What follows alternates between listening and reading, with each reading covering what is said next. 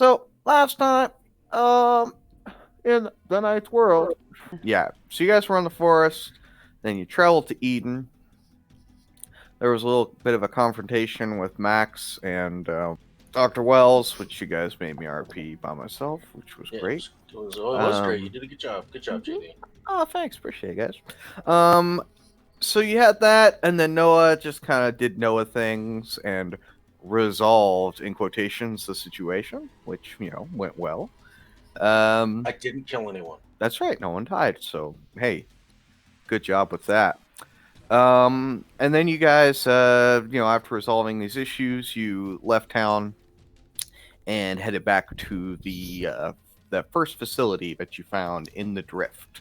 Only 11 days ago in game time that you were here last. Oh, also, at some point, Jake's Nexus kind of stopped working, and she's like doing this weird reboot situation.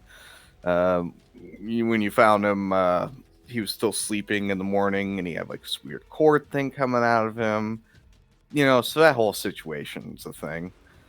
Um, After you got into the vault, you were attacked by some robots, and the robots that seemed very intent on hooking their brains up to 5H3N's brain box thing, and yeah, so they were managed to kind of hook into him a couple times, and oh, another thing too. Let me go ahead and activate this. Uh, so at we had this thing last session with you guys kind of trying to figure out what was going on with Alan's spare body and all that, and I was just kind of trying to push you guys along because I felt like we were spending a little bit too much time on that, and we kind of skipped over what Max was gonna do because he said that he was gonna go with you guys to dot dot dot um Aurora's facility thing. Uh, so Aurora, would you have asked him to come with you, or would you have just left him in Eden, or Oh, I would have asked him to come with. okay? So yeah, he's just kind of been with you guys on your little journey here through the drift, and which he's been here before also. So we will pick it back up as you guys have just slain your robot enemies here, and you lay in this pile of rubble. Do we want to scrap these guys for parts? Or at least I try. think maybe they're corrupted at the very least. I would be concerned about their parts. Do you think all of their parts would be corrupted? I don't know. Do they have power cells? Ooh, yes, power cells would be I good. need to recharge my lightning gun. Well, we have a couple, I think. I don't want to use good parts. No reason to scrap good parts if we could just harvest power cells. I never know where this stuff is. Okay. Oh, yeah, that's true. Well, I mean, tongues, I doubt we'll ever need that. And then we just have 2 power cores. Now we speak every language. Well, no, that's kind of useful actually. I didn't even know we had the ability to do that. Well, it's a The one one-time that you use. give to me and let me put in my book, so that way I can cast it whenever. Is it a one-time use though? Like, what if could you integrate that into a person so they could use it all the time? Just have all knowledge of all the languages. I could try. I'm just thinking about it that way. I mean, like maybe Zwan just wants to be able to do that, so we could Well, add that to his body. I mean, I did fix 5's voice box, so I could just, like, put a modulator on there. I feel like it would require power to use, like everything else for the most part. It would just like you could use it for a period of time, and then you have to recharge it. But if I put it in my book, I can just give it to any of us whenever we need it. That's true. Yeah, I mean, either way, it's fine. I'm just throwing out ideas, So, scrap the robots? Do you think their power cores are infected? I am concerned. Yeah. That's all. All I know is that they were trying to get busy with the back of 5's head. I guess we can wait until Nexus is online. Or even then, or just using the power, right? The gun's a gun. It's not like it can all of a sudden be like, I'm gonna shoot the person shooting me instead. I mean, it could. It's not sentient. It's not alive. Can't make decisions. What's controlling it can? I am. Yeah, what if it infects you? You're half robot now. I'm not. I'm only an arm robot. You're a fourth robot. We don't know the level of control that the whatever has. So, I mean, that's the concern. But if you guys want, we can totally just scrap these guys and hopefully get power cores from them. That apparently seems to be a currency around here. I mean, as long as 5 is okay with that. 5, as you take a step forward towards the party here, you feel a little off balance for a moment and probably stumble just a bit. And your vision is also slightly blurred, like your lens is out of focus. You okay there, buddy? Sure. We can just leave these bodies. We don't have to scrap these robots.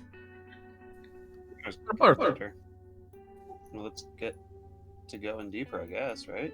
Is your book back online now? I'll check. I don't think so. I'm pretty sure I just checked it recently. You check your book, and yeah, the Nexus is still doing her reboot thing. Hmm.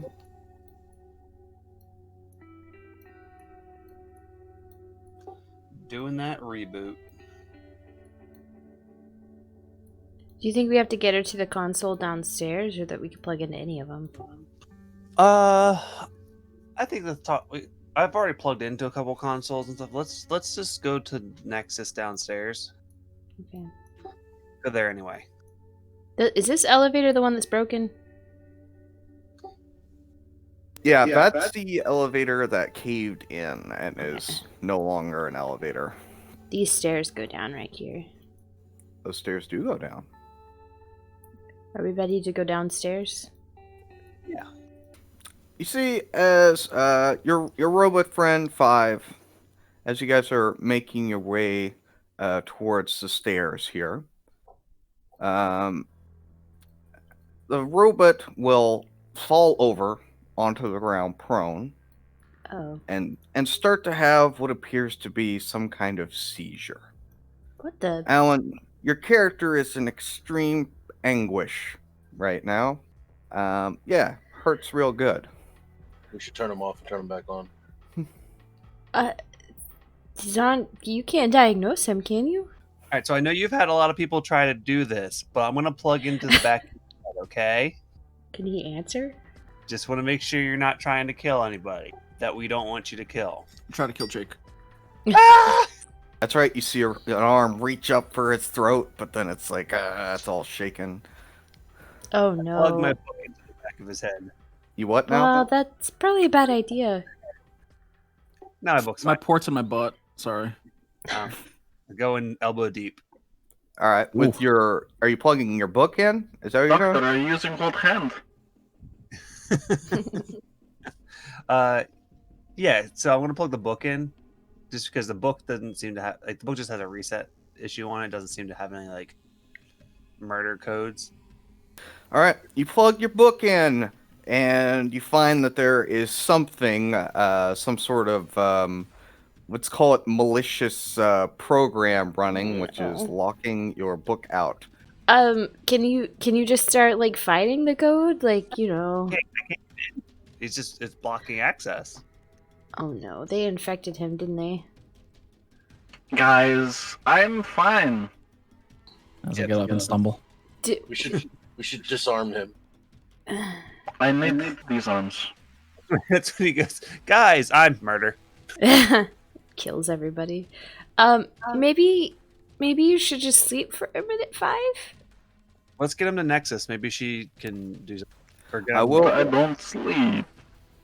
I will say that, Jake, with your tablet thing, you would be able to tell whatever is happening is happening at an extremely fast rate. Yeah. You're not even sure that you'll be able to carry this robot down to Nexus to fix this issue in time. And we turn him off. Yeah, That way it just progressing. Do I know where his off button is?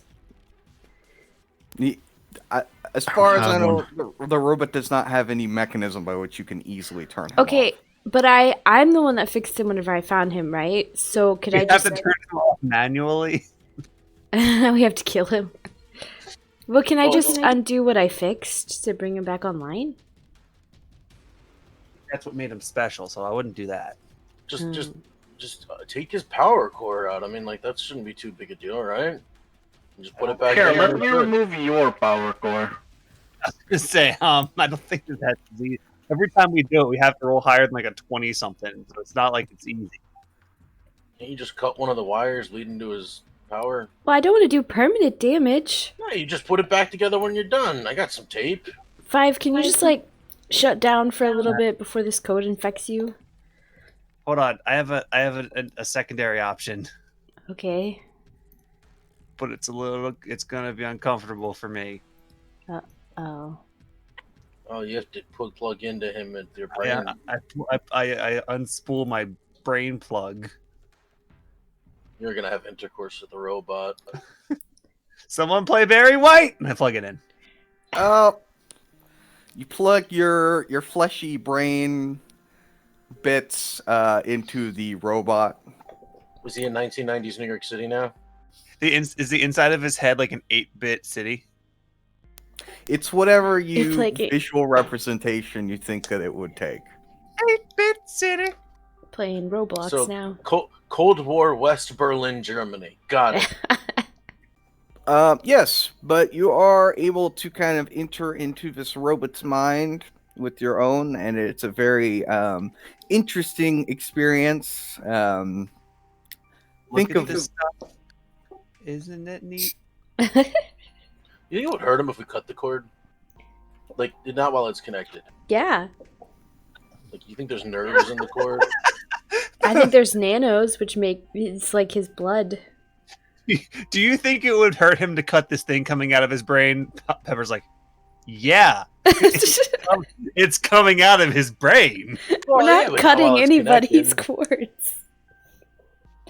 But yeah, think of this as like in like sci-fi like movies or anime or whatever, where yeah, you're essentially like logging into like the body MMO thing from like Sword Art Online or some shit, Yes. where your body just kind of goes limp and you're experiencing a new world with your smartphone.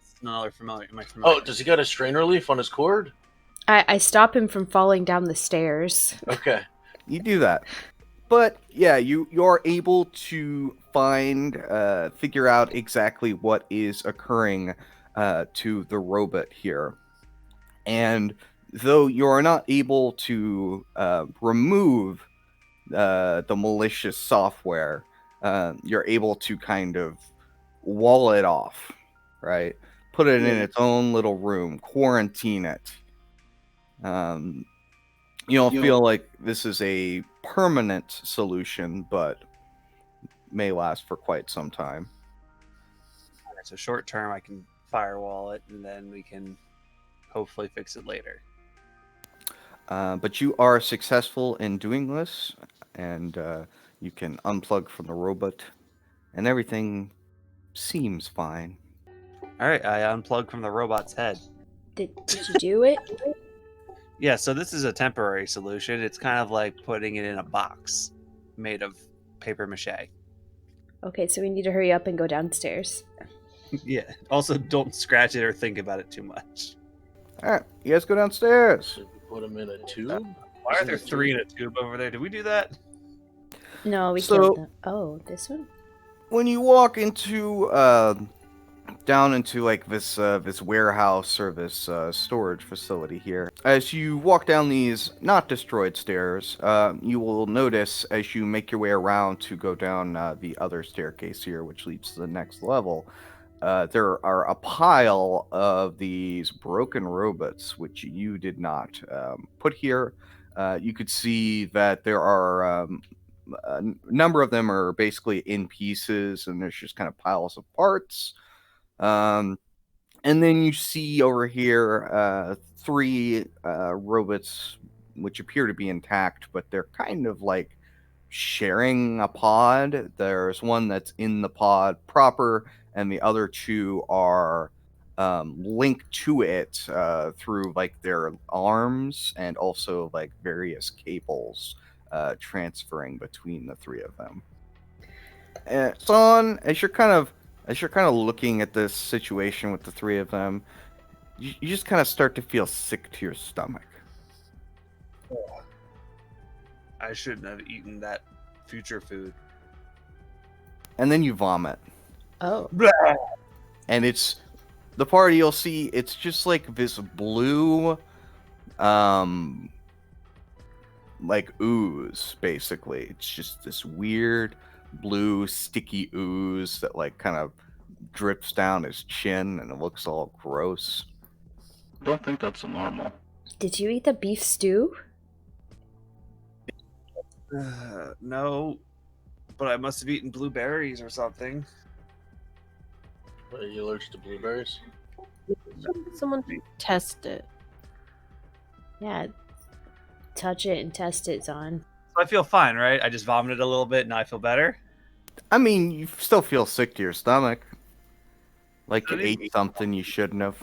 Does anybody have a Tums?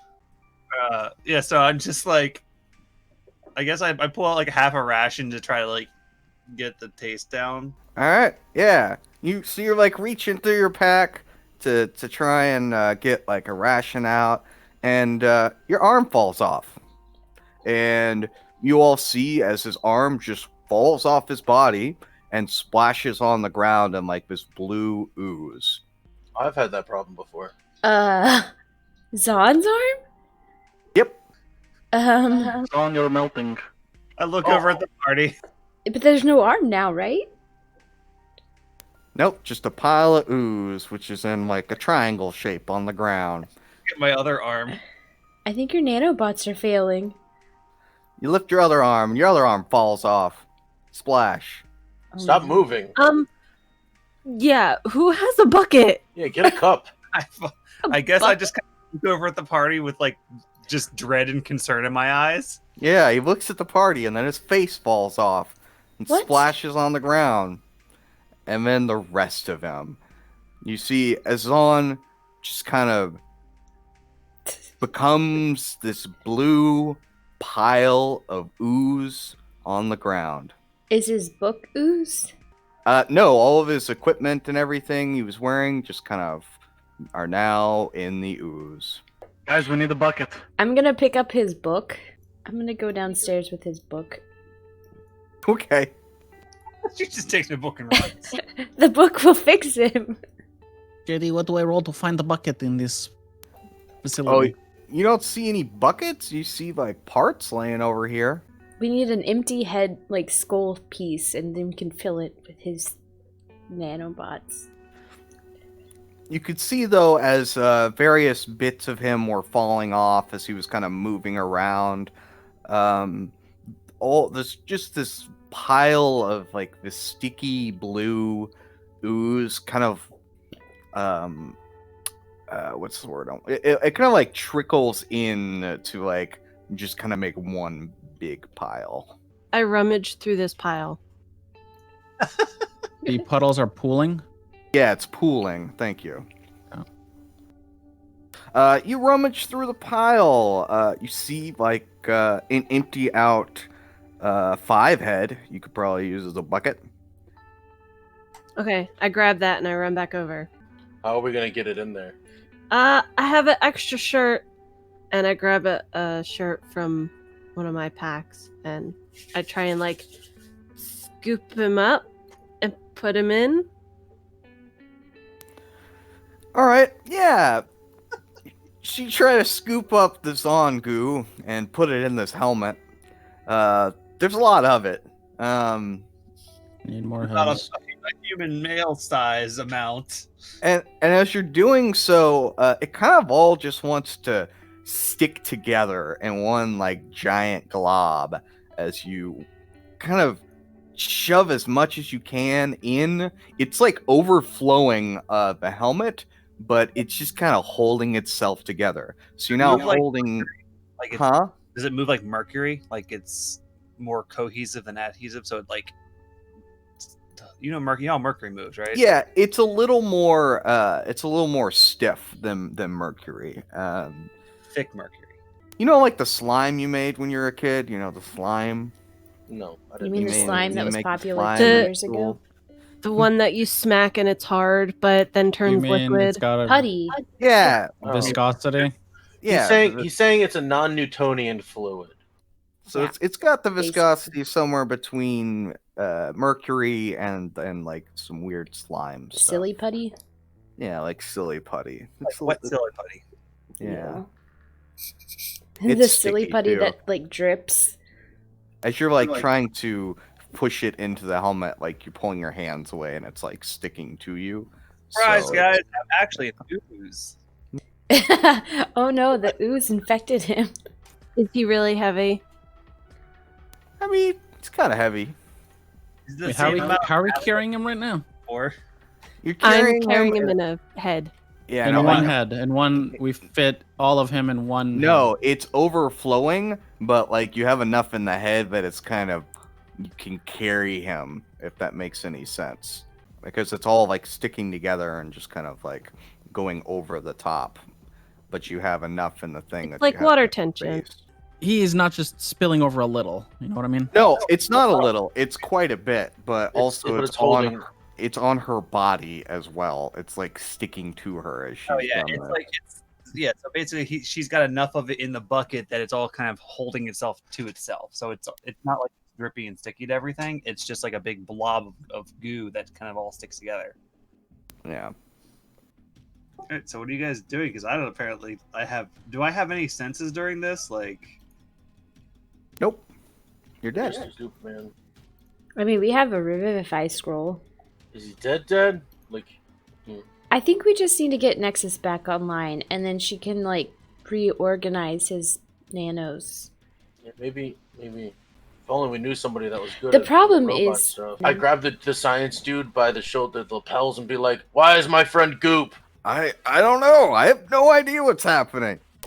All right, you think about why my friend's Goop, and we're gonna go downstairs. I'm pretty sure that 5 did it, because he was fine until he plugged into 5 and put the protocol in a box. Oh god, we still have one more All right, level. we gotta be careful. There were ghouls here last time. Pretty sure the robots killed the ghouls.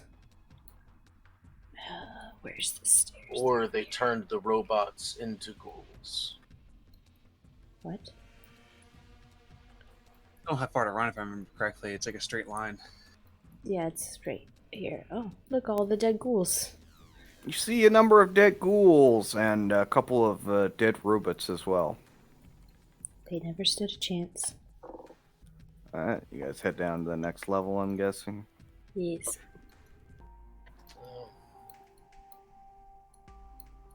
God, there's so much blood here.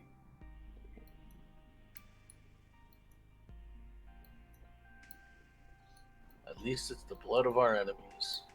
Well, some of it's ours. Most of it's that one dwarf. Yeah. I think this one's yours, Pepper. Yeah, that one's mine. Lady! I yell, lady. Is Nexus there?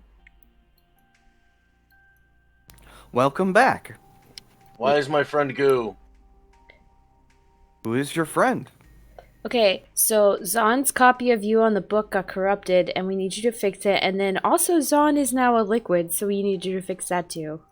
Also, 5 is he has the pacification protocol. I'm pretty sure. No, it's okay, kill humans. See, he's broken. I feel fine. I don't believe there's anything that I can do about the liquefaction. Okay. Just here, I plugged in the book. Alright. You pull out the cord. Wait. Before you plug in the book, Max, come over here. what if when we plug in the book, it makes her be the bad kind? I don't know. I don't even know how to use this thing. Right? Like, what if we make the book into a bad book? Well, Nexus, can you just like overwrite the book? Well, Max can help. Okay, Max, you do it then. Because I have no idea what I'm doing. All right, he takes the book from you, and he plugs it in. I just said, what if that makes the bad book? Just kind of shrugs. Nobody can hear you from over there. He says, "Is that where you like it? I don't know. Is that what I'm supposed to do?" And Nexus Next, you're a goes, computer genius. What are you talking about? I've never seen tech like this before. Nexus goes quiet for a moment, and then she'll say, "Oh, I can repair this. It will take a bit of time." What do I do with this liquid, guys? Good Just question. She's just standing there with this giant non-Newtonian blob. kind of like. He always wanted to know where the water came from. You should put him there. As you're holding on to this goop, it just kind of slowly starts to melt, or like melt off of you, like lose like stickiness towards you, and it starts to just kind of slop out of the helmet that you're holding and onto the ground. Guys! Max, fix him. He pulls out a wrench and he just looks at you like, No, just the code.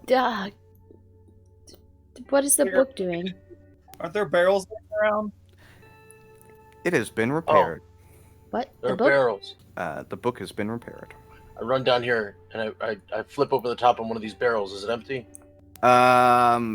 Sure. That one's empty. All right. I pull this. I keep the lid. Is it one of those barrels that has like the ratchet lid, where it just snaps shut? Sure. Mm-hmm. All right. Pull the barrel, don't knock it on the side, and roll it over. And I go, here, pour him in the barrel. I'm gonna take his book and just throw the cord into the goo. All See right. if that does anything. You kind of stick it in the goo. Yeah, I pour him into the barrel, and then she sticks the cord into the goo in the barrel.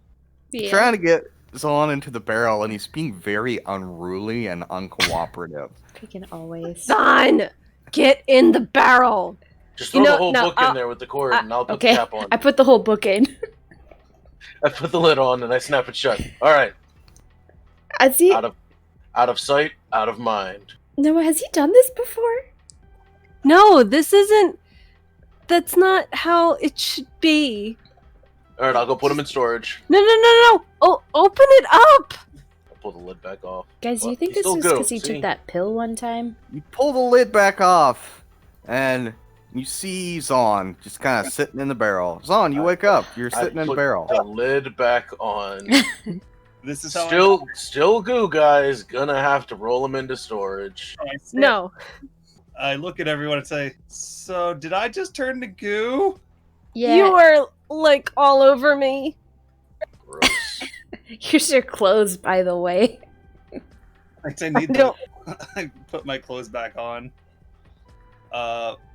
Why? Wait, maybe it was that pill I had. Was there radiation that we came across I didn't know about? Well, Nexus fixed your book. Forgot your So... Maybe you and the book are one thing now.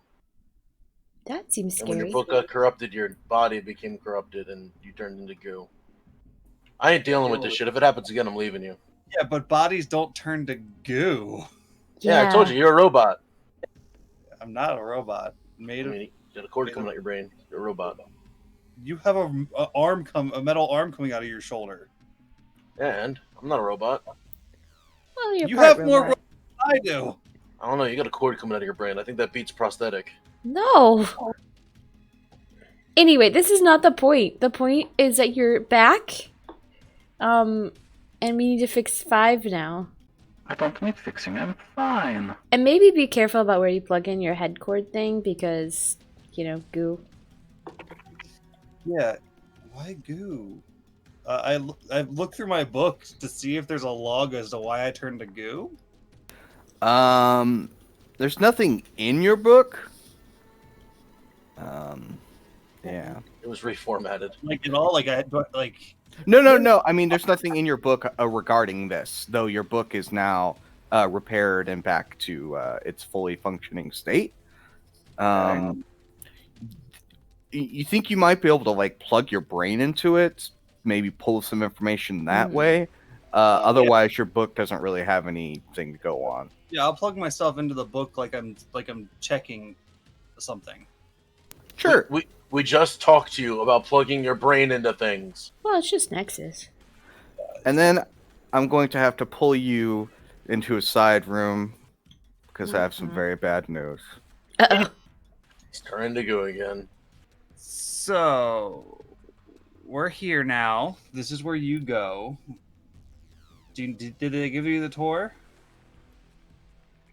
I say it to the doctor. No. We had a goo issue. He just looks around. Oh, okay, I can work with this. Robot lady, don't shoot this guy. Unless he starts doing nefarious things. Yeah, if he seems like a bad guy, then you blast him. Basically, only shoot him if I would shoot him. Well, that's... So I go up to the Nexus's thing, and I bring up the concern about 5, saying I kind of like I tell her like, so the robots tried to plug into the back of 5, and they did, and then he got all weird, and then I firewalled it. What's going on? I'm fine. Don't have to worry about me. We're gonna worry about you, buddy. I'm fine. I don't believe you. I've been inside your brain. What did you see? I saw not fine. So you ask the Nexus about this, and she says, for what I know about a pacification protocol, what you're speaking of should not be possible. Yeah, but it is. Stop That they would be able to infect you with the code, essentially. You see, guys, I'm okay. Or she's been pacified. No, I don't think that's it. If she was pacified, these gun turrets would kill us. That's true. Okay, 5, on a scale of 1 to 10, how much do you want to kill Noah? Gun. Oh, 1 to 10. Okay, what about Aurora? 0. Okay, that's okay. Yeah, I mean, everybody wants to kill me a little bit. You know how it is. Well, you did thread to take out his power core, so... I didn't threaten, I posed an idea. You see a Scrappy starts to growl at Zahn. What? Stop that. Yeah, stop that. Scrappy, be nice. Wait, what if Zahn is the one that took the pacification protocol? Yeah, no, I'm fine. That's what somebody with the protocol would say. What the protocol would say, kill all humans. I mean, you just did. What if it's like an evolved form where they're like subtle pacification protocol? Oh, so you're saying he's a Cylon? I don't know. Well, I think the protocol is in 5, and I've walled it off. So we have to. I guess we just have to really get to turning this off. I'm just gonna fix him like I did the first time. I don't think that's gonna work. But it worked the first time. Pepper, Yeah. I'm fine, Pepper. He's not broken the way he was last time. Maybe you could do like a factory reset, Max says. Yeah, but then we'd lose 5, and he could potentially come back as a We've already lost 5, this is 6. robo. Well, I don't want him to lose his memories, though. Going to factory reset you. Okay, all right. You don't want it. I get it. Jeez. Well, I mean, nobody wants to be factory reset. I mean, that doesn't sound like a terrible idea. I wouldn't be old anymore. Okay, so there's 3 robots upstairs that are doing some weird hijinks. But do we want to just sit here overnight and try to figure out what is in 5? It's not important. It's okay. No, 5 it We is come important. here. Why did we come here? What is goal? We dropping off Dr. Wells, we're connecting up all the things, and going to the next vault. Yeah, I think. Wells dropped off. Did we connect the things? Yeah, I fixed my book's good to go. I can connect with her again. Oh, yeah, and I don't have to physically use the pyramid, right? For communication. The pyramid? Whatever the transdimensional communication Uber driver caller. Right. You hook that up to your book, so now you can communicate with the Nexus from wherever you are. So he can talk to this facility and the old one, or the second one. He could talk to this one could talk to that one. But if we're out and about, he can talk to both of them? Yeah, it's essentially just one thing now.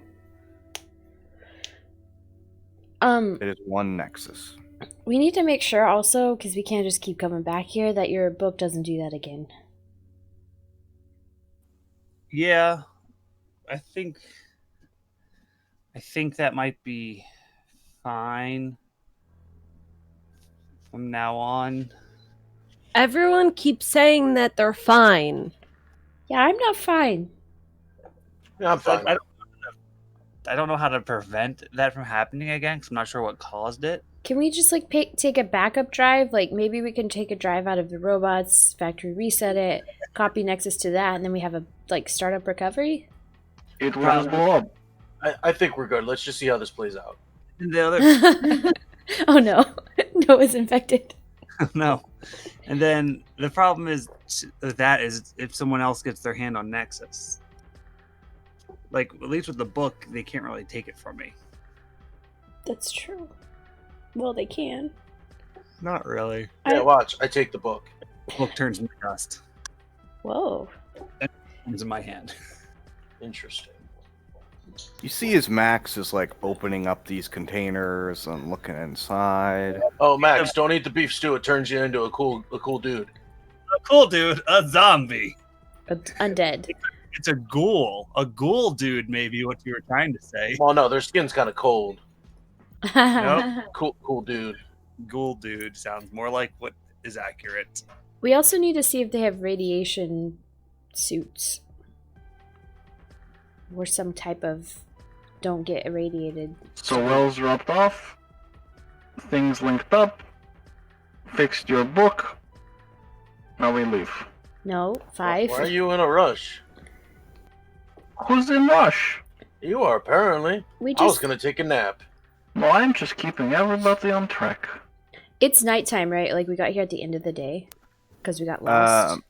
You got here about oh yeah, you did get lost a little bit, so it was getting towards the end of the day there. Max will say, well, there's no radiation protection in any of these crates. Do we want to split up and look, or I think how safe is this place? We should get rid of the last 3 robots and do kind of like a sweep of the place, and then we can split up. Yeah, we do that. Wait, Nexus, how many robots are left besides 5? There are 3. Did 5 leave? Guys, we should probably go take care of those robots now. Alright, so you guys head up to the next level? Yeah. Oh, look!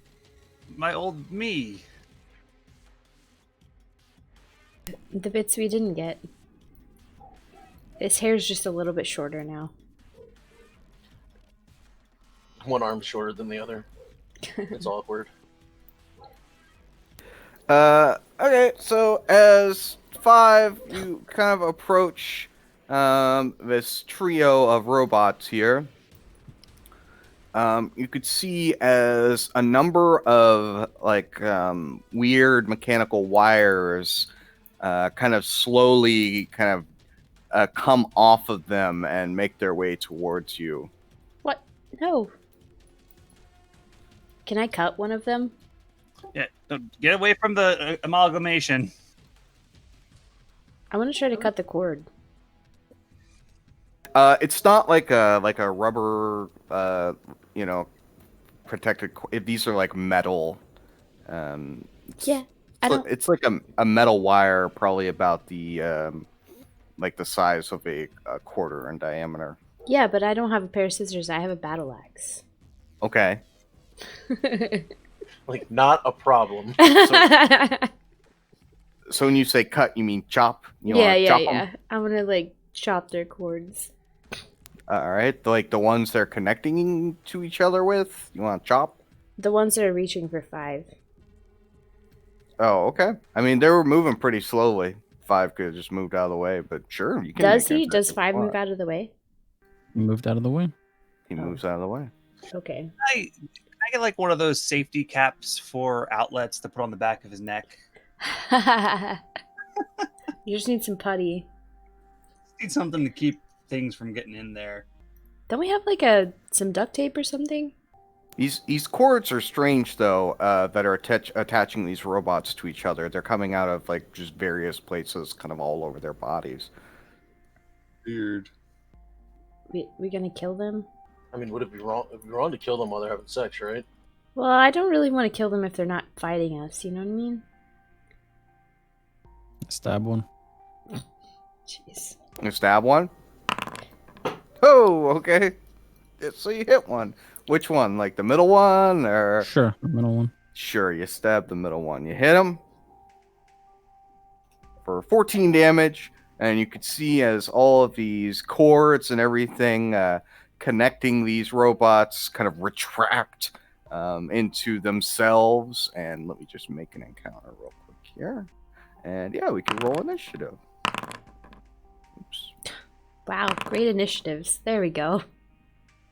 I'm surprised that they're angry, so I'm taken aback. Take it back. I'm take that taken. back. I'm taken aback Oh, you're taken back. because I rolled the fucking that one. Nice. Okay, Noah, you are the first to act as this combat breaks out here. Away. I shoot one in the eye hole. Let's do the bottom left one. Okay. These cylinders? Oops. Let me. Do these cylinders have like line of sight at all, or are these all just like down? No, they're extremely low to the ground. They only come up off the ground like maybe a foot. I was figuring like tubes and stuff. No. They're very close to the ground. I did 13 damage. They don't block line of sight. Okay. Yes, you do hit the one on the bottom here for 13 damage. On, you hit for 2 fire damage. All right, this robot, it's gonna attack Pepper. Pepper, you are attacked by this robot. It's gonna swing at you. That's gonna be a. Oh, I give him miss. disadvantage. Well, Scrappy's not close enough, but Damn it. he misses. So it's gonna move over here. Did you mark off the 1 extra damage because I'm confused? I did. Okay, good. Gonna miss. Oh no. So it's going to step forward and attack Pepper. Oh, okay. All right, Pepper, you are struck for 5 bludgeoning damage as this thing hits you. And then Aurora, it's your turn. I run up. I'm so glad we gave you the laser stuff. Ooh. But she's fine. Ignore the depletion roll, JD. Oh, that's only if you roll a yes. Not A one. 1, yes. And then I run away.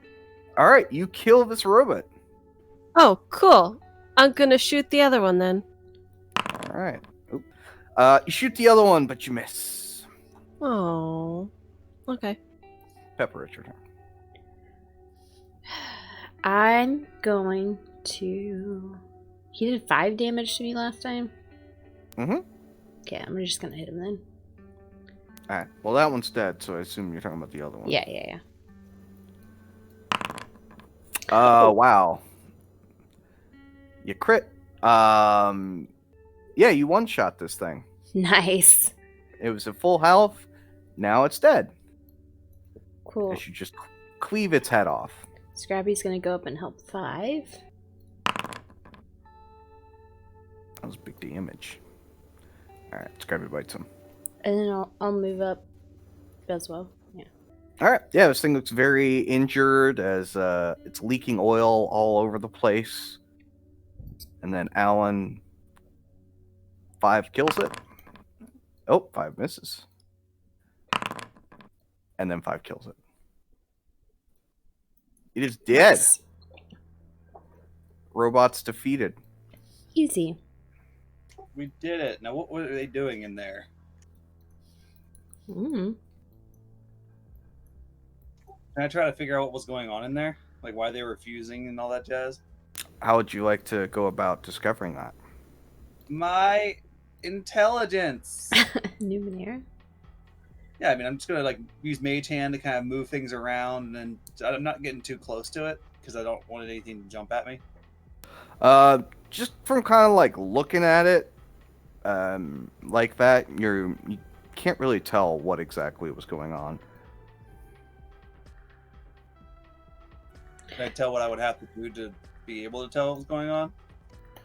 Yeah, just plug your brain into them.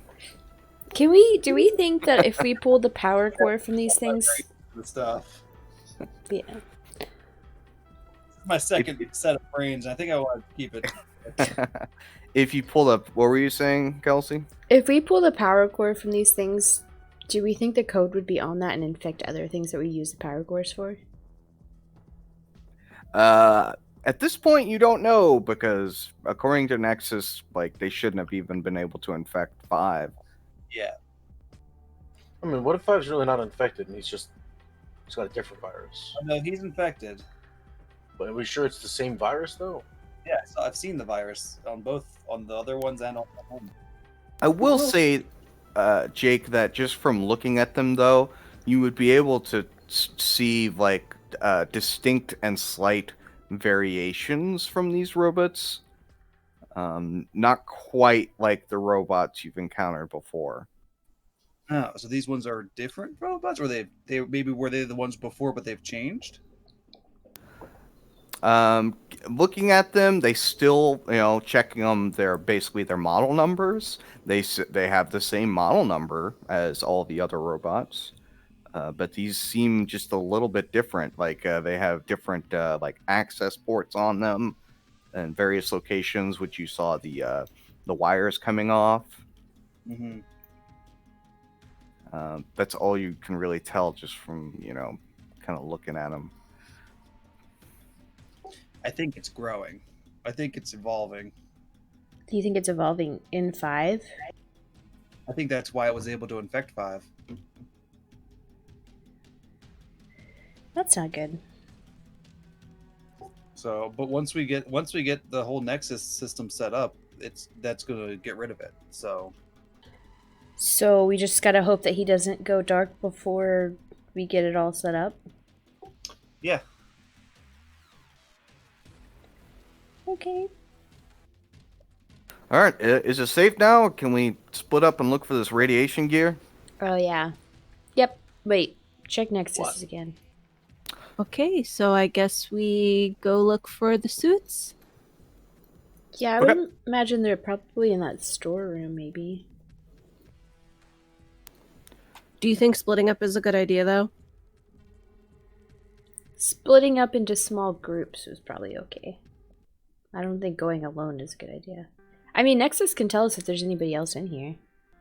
Nexus, do you detect movement in any of the other rooms besides this one? No. Alright, we're clear.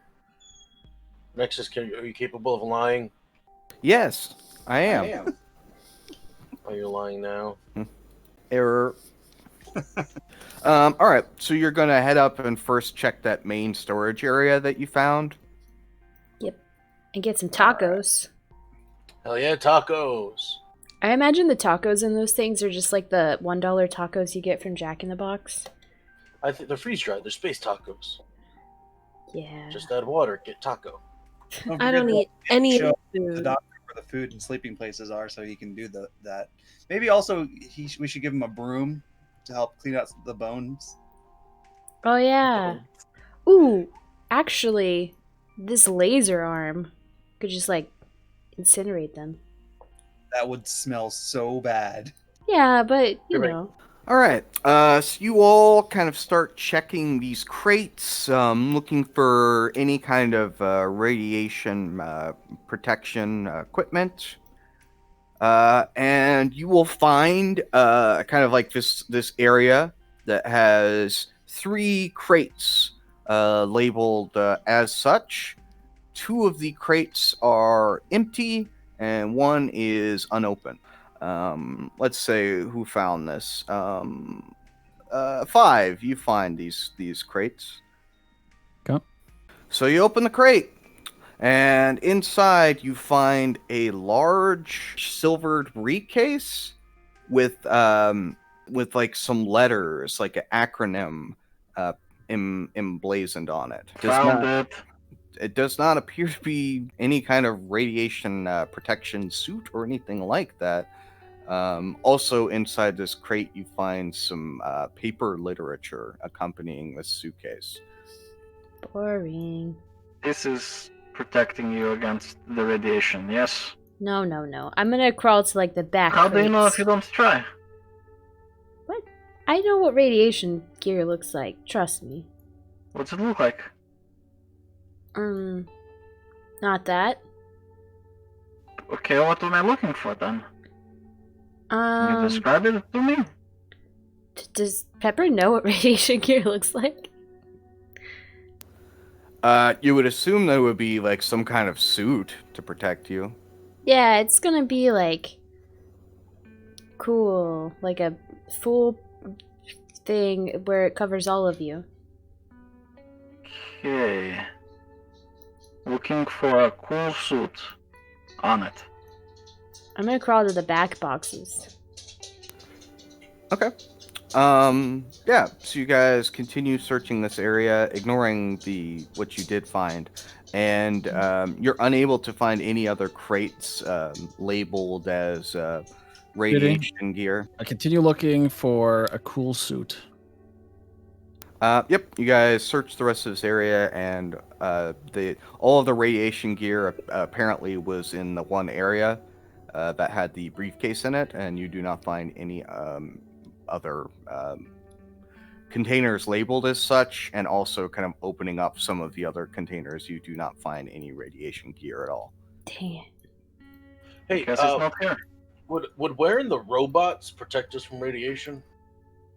Excuse No, me? you don't think so. That wasn't a question for you, JD. Quiet. Sorry. Would wearing human flesh protect me from the rain?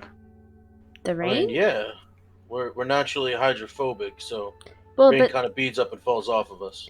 the inside of humans is kind of wet, so we'd still get rusted. Yeah.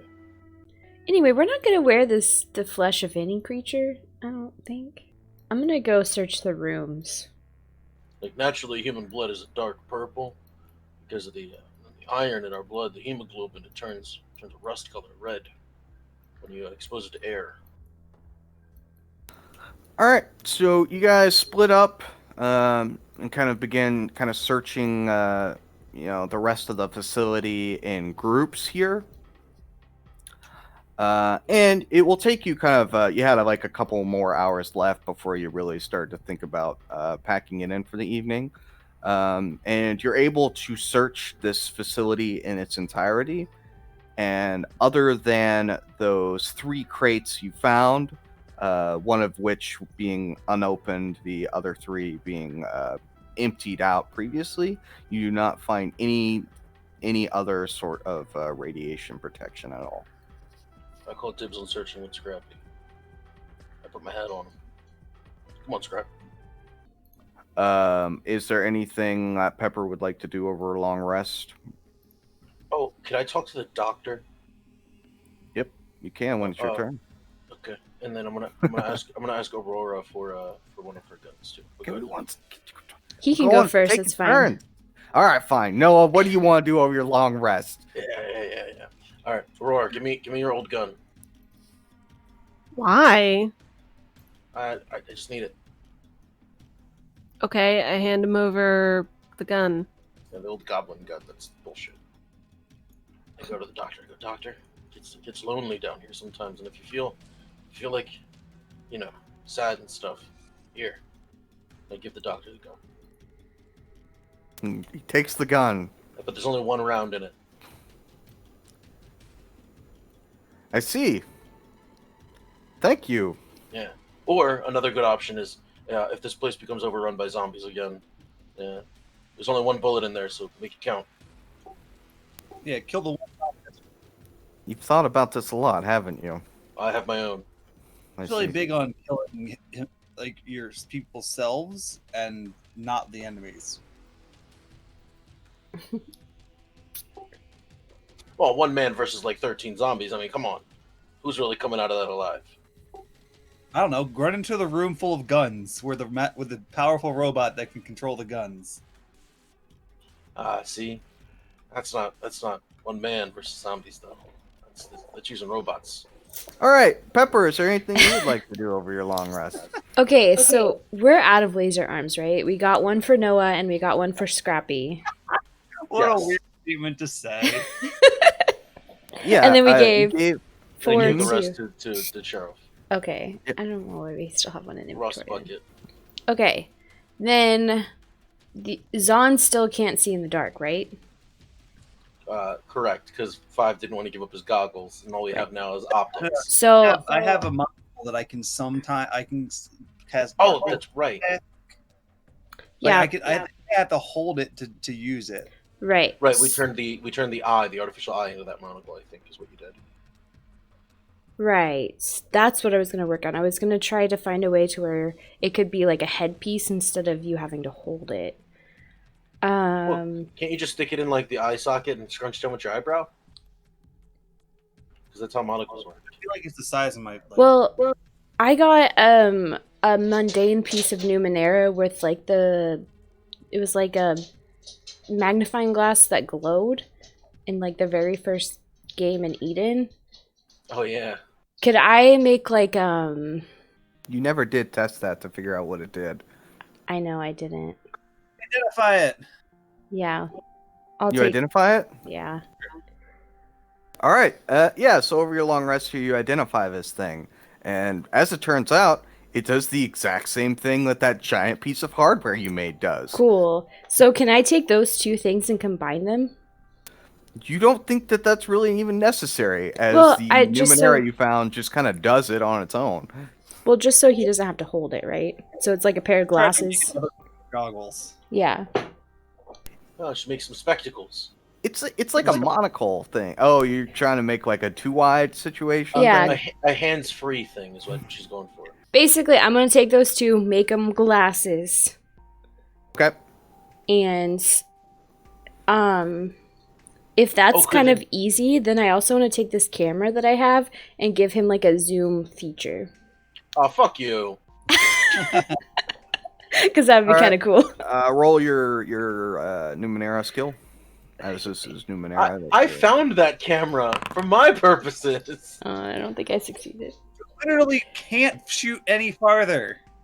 No, it's so I wanted to make a camera with like a tablet so I could shoot it around the corners. We'll find more Yeah. cameras. You're not able to integrate any kind of zoom feature on this, but you are able to kind of make like a pair of John Lennon glasses. really wonky looking glasses, because it's kind of like jeweler's glasses, because one of them, you know, kind Bigger. of looks like a jeweler's thing, and it has a wire going down to where you can attach the power source for that one side, like on your hip, like a fanny pack situation. Nice. There, that's slightly better, son. So you're able to do that, Pepper. Zon, is there anything you want to do over your long rest? No, just diagnostics, I guess. I just turned a good earlier today, so I just want to make sure everything's good to go. Okay. Yep. Judy, one question I didn't ask you when I forgot to is, does this have cantrip scaling, my little arm, or is it just the one beam forever? It's laser arm. Yeah, I mean, essentially it gives you the cantrip, so it will scale. Absolutely. Cool. All right. I forgot to ask you that last time. Yep. Let's see here. Who's next? Aurora, is there anything you want to do over your long rest? Yeah, I was just gonna hang out with Max and like try to remember things and talk to him about his memories of the facility. All right. Yeah, we can RP that here when we're done with going through everyone. Alan, is there anything the robot's trying to do? Yeah, he's gonna remove everyone's power core. Okay. You wait for them to go to And sleep. factory reset them, yeah. You'll wait for that opportunity to present itself. I'll let you know when it does. Um, let's see here. I think that's everyone. So Aurora, as you kind of approach the topic here, um, with Max about the facility, um, he'll say, honestly, I don't remember too much. I was like, I don't know, 10, 11 whenever we left, but what I do remember, it was a lot of pain and it was extremely unpleasant. I mean, how did you know about me though? Because I'm younger than you, so we probably weren't in the same like part of the facility, right? I rarely ever saw any other kids.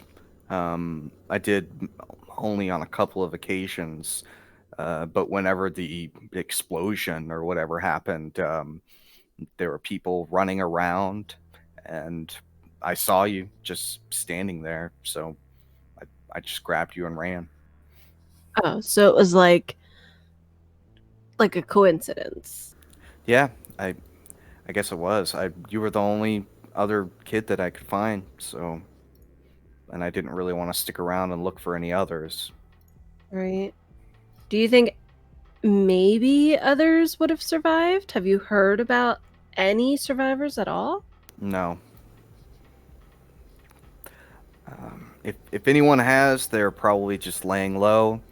Um, but I haven't found anyone or heard anything about it. No.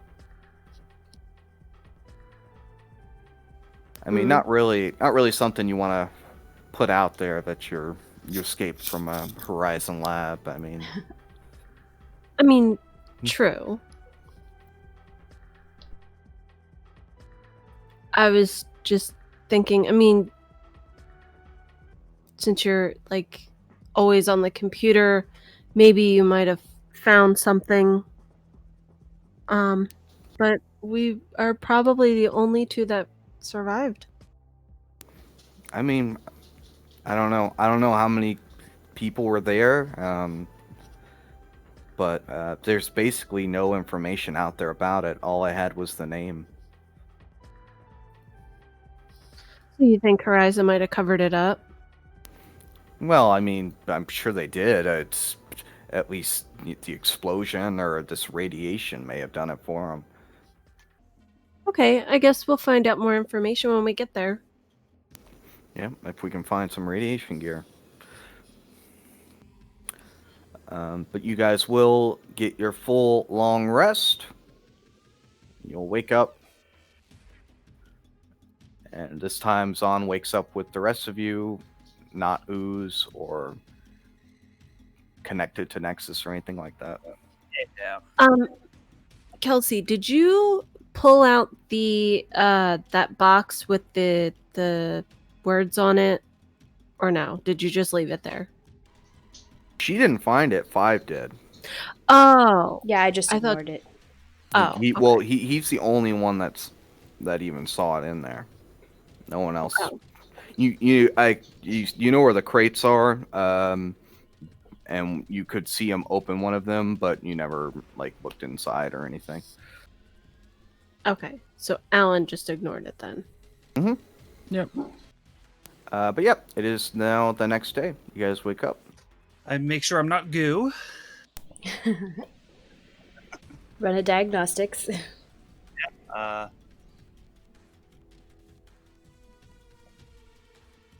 Yeah, so we are going to the next one, I guess? Is that the next Nexus point? Or no, we're going to go on your old place, right? Is that what you wanted to do? I mean, it's on the way, kind of.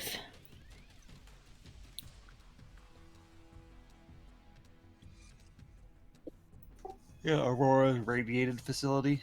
Well, we don't have any radiation gear.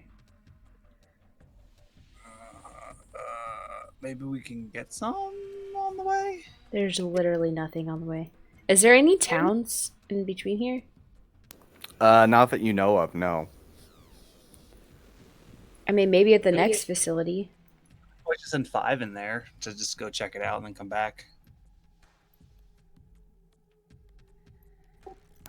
I will say it's kind of a long walk, though. Wait, this circle here is the That's Mhm. Aurora's thing. that's Aurora's thing. Okay. Yeah, this is the next facility. But there's a whole bunch of towns along here.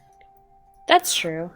There are some, though. Dr. Wells did say you'd probably have to go to a larger city, and unfortunately, that larger city is Elysiria, rather.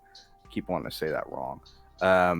Which is probably the last place you guys want to go.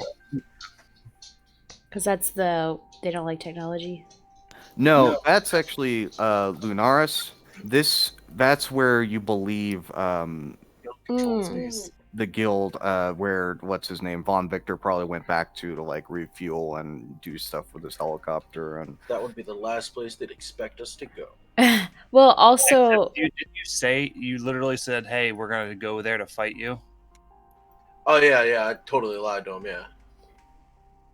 well, Amethyst would also be searching these towns along the mountain range for the people who stole Dr. Wells. Yeah, I wonder who those were. Yeah. They saw their face. But is that our only face? Maybe not for you. Yours fell off yesterday. That's true. We could True. change your Yeah, face. This is my only face. I mean, I could technically hide my face, but I don't know how much that would help us.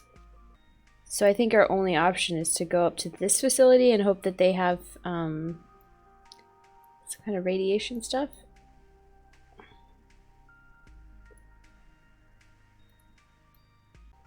Well, I mean, also travel through the drift, isn't it? what's that?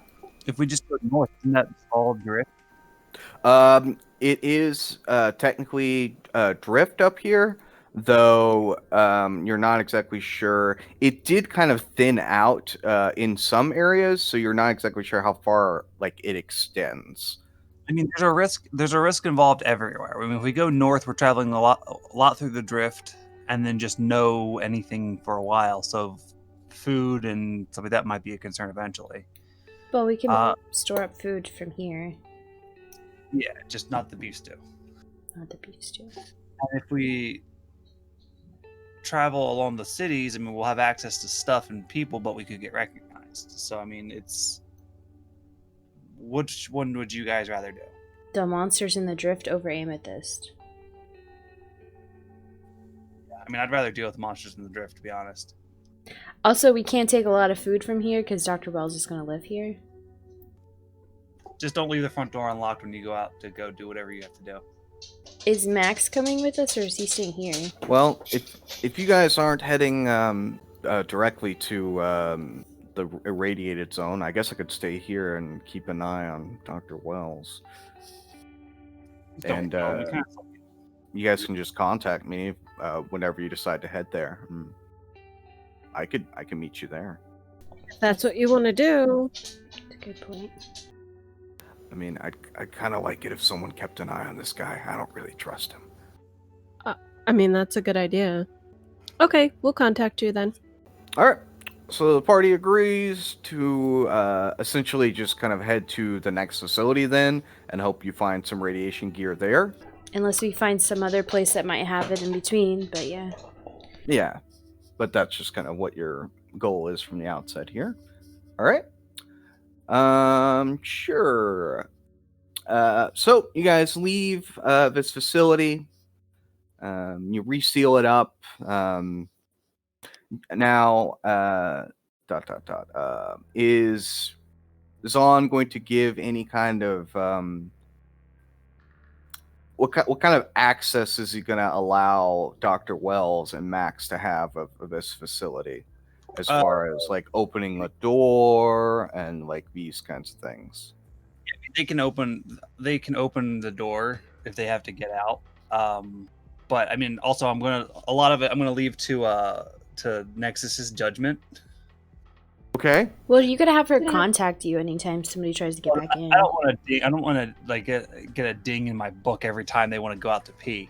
But like, basically, there's a couple things. Like if there's someone outside, Nexus doesn't open the door. Like they can't let people in. But if they go out to go to go pee or to go like gather food or resources that they have to, There are bathrooms. Yeah, they don't. no, not. It would be like a Ring doorbell, right? Like every time somebody knocks, you could see who it is. I'm guessing. Well, that's the thing. I mean, she has judgment. She's fairly sentient. Mm-hmm. So I mean, I want her to act on the best interest of the facility. All right. So that includes, and I'm going to tell them too that that's what's going to happen. So like, if they do like try to lead people in or leave the door open or something, she will react accordingly. Okay. All right. You set that up. They have. All right. And of course, they have no objections, as they're not going to be letting people in, according to them at least. So, with everything kind of set out here, you guys may grab like a bit of extra food, as there's a whole lot of food down there for your journey, which will take you, several days, maybe like a week, if at most, if everything goes well. And you set out into the drift. And at this point, we'll take a short break here. Everyone can use the restroom, get a drink or whatever, and I'll be right back. All right. So you will leave Vault 0 and begin heading north. Who is going to...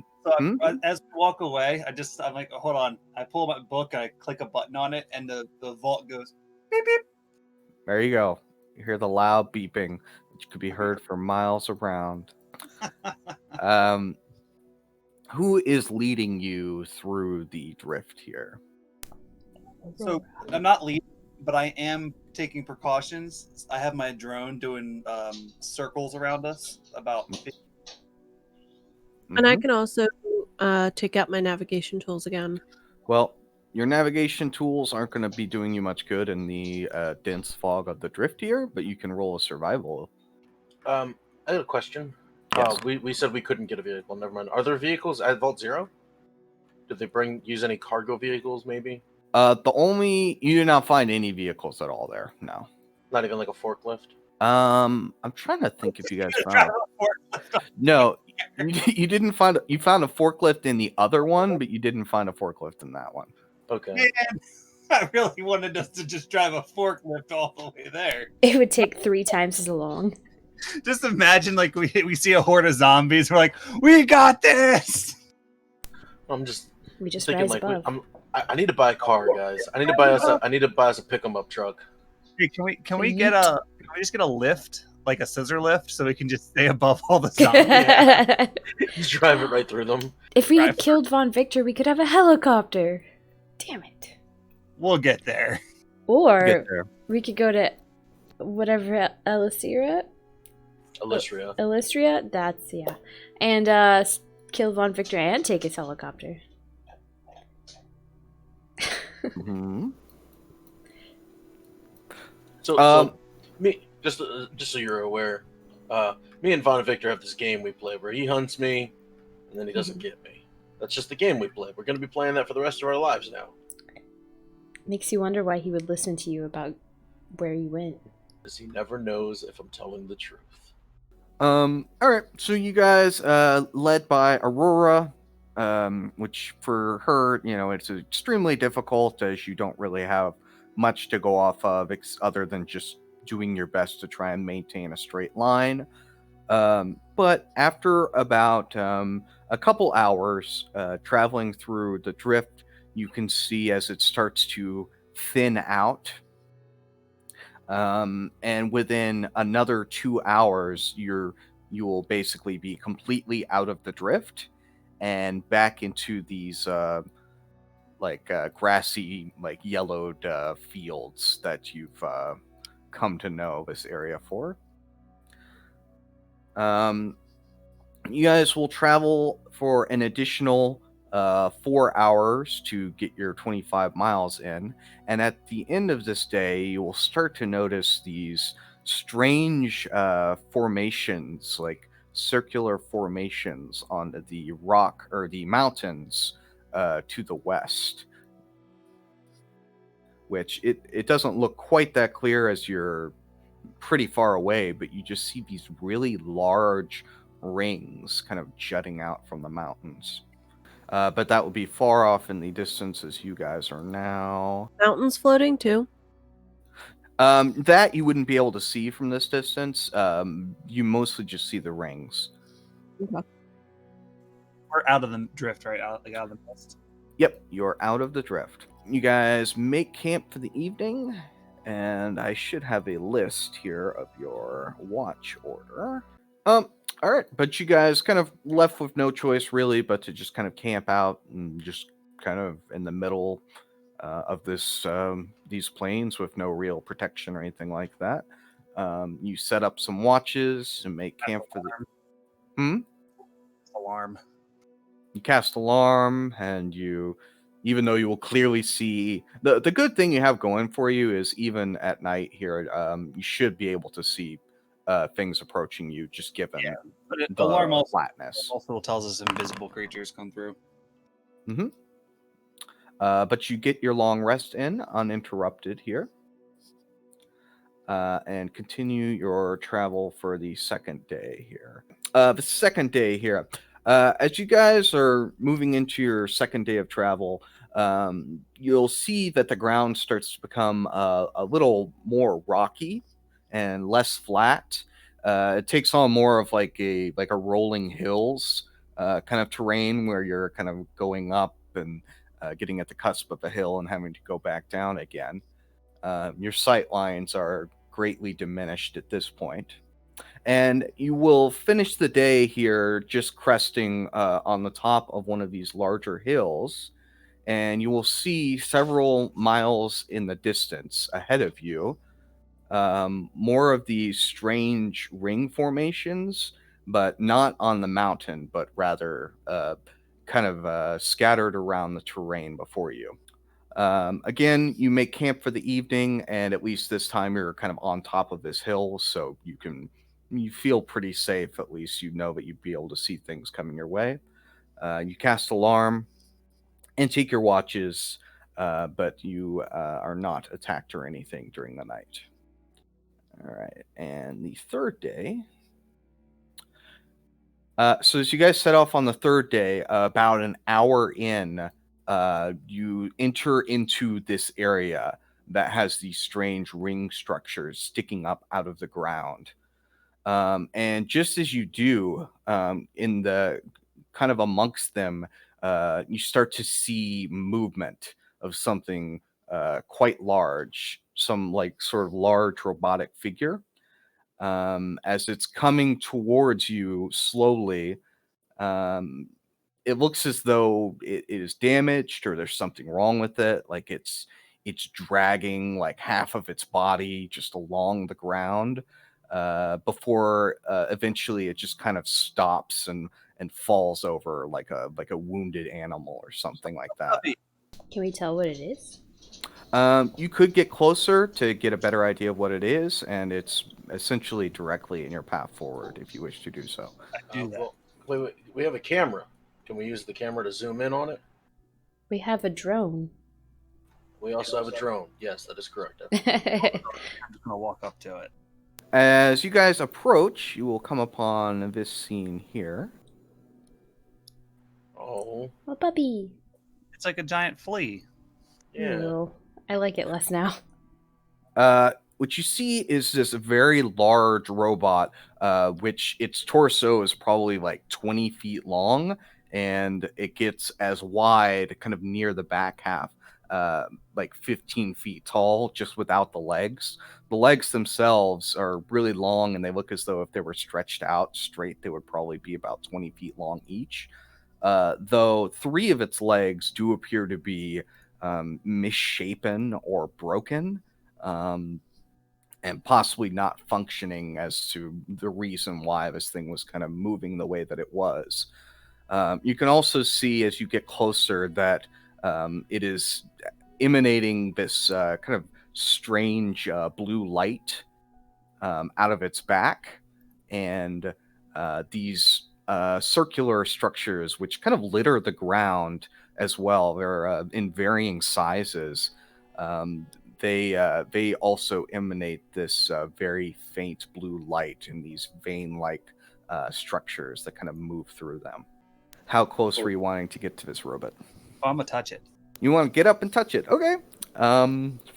Zon, head forward I will go with towards the him. creature. Okay, a couple of you do. And as you move forward, it kind of like moves its body to where you can see like what you would think is probably its face, faces you guys, as it just kind of sits there, kind of beneath one of these large circles, one of these large rings, and it just sits there and waits for you to approach. If you want to get right up to it and touch it, you're able to get extremely close to it, and as you do, it doesn't make any aggressive actions towards you. All right, so far it seems protocol doesn't affect it, so it's just not trying to just murder us. Yeah. I lean over. It's afraid. I lean over to Pepper, like, I wonder if we can fix it and if it will give us a ride. Ooh, yeah. Can you do you think plugging into it would scare it? Well, let's try. I'm gonna try a different type of advanced communication. Can you understand me? Oh, come on, boy. It's just an animal. I walk up and go, "Hey, buddy, how you doing?" Robot. It is not an animal. All right. Well, as one of you Scrappy's an screams at it, and the other just tries to, be very polite and calming.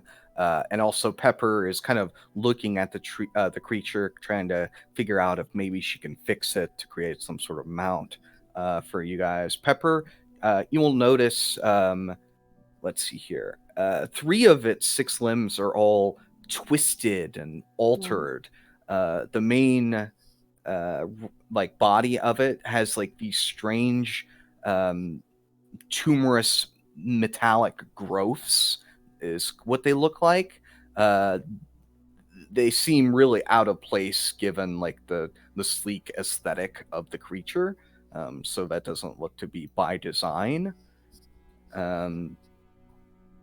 Yeah, and as for your just kind of shouting at it and talking to it, you can see is kind of the lights on its face just kind of like dim and brighten a bit, though it doesn't say anything in return.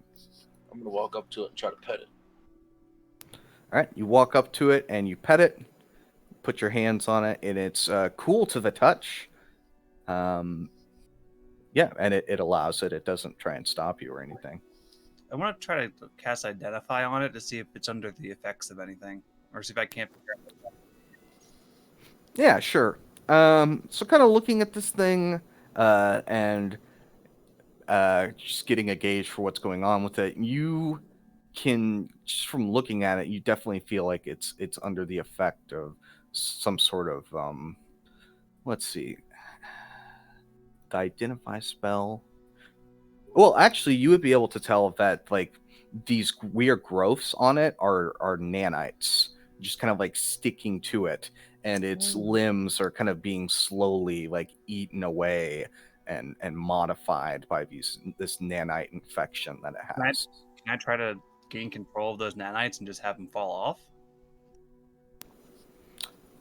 Let's see here. Roll your Numenera skill for me. Can I help with that? Somehow. I think this is a mental exercise. It'd be hard for you to help. That's fair. What you're able to determine is it appears as though these nanites themselves have been infected with this virus. Interesting. And you personally feel reluctant to make physical contact with it. Yeah, I'm just thinking more of like, can I turn them off or direct them right. to something else? Right. Yeah. You don't feel like you're going to be able to do anything like that unless you think maybe if you plugged into it, but that seems like an extreme risk. Even if it's just your book, that seems like it's an extreme risk. Can I mage hand and like try to scoop them off? Ooh. As you do that, they definitely feel to be like they're not going to be easily removed from this creature. They're stuck to it. Do we like? And I relay that information to Pepper as well. I'm like, so these nanites have the protocol, and they're trying to reconstitute this creature. Is there a way to like maybe like burn them off? I'm worried if we try to do something like that, it'll spook this robot thing, and it'll think we're trying to attack it. I don't think it can do anything. You just gotta talk to it, guys. Just talk to it. It's just an animal. Yeah, but you can't. It's talk being eaten alive. back and it's eating it alive. All right, little boy. You hear me? We're gonna use a torch. We're gonna try to get these gross things off you. All right? Well, that's not a bad idea. Can we just like hold a torch to the nanites and maybe kill those off? Like burn out the nanites? Pet its head. Is that what you're going to try, Pepper? I'm gonna back up. Hold on. Let me see what I have. Can I roll animal handling? Try to determine what this thing snacks on. I mean, sure. Not an animal. Go ahead. We have acid, guys. We have 9. Yeah. You think this thing probably just eats people? Oh, okay. Before Son, come here. This thing eats people. We gotta give it a snack. Give me your arm. Hey, Zon's go away not from me. people. Yeah, Zon's not people. You're right. Hey, He's cool. We how have. many of these blobs are there? Hmm? How many of these infectious blobs are there? There's probably, just from what you're seeing, probably like half a dozen. Do I think that acid would work better than fire? I mean, yeah, I didn't even know we had acid. We only have 2 vials, though.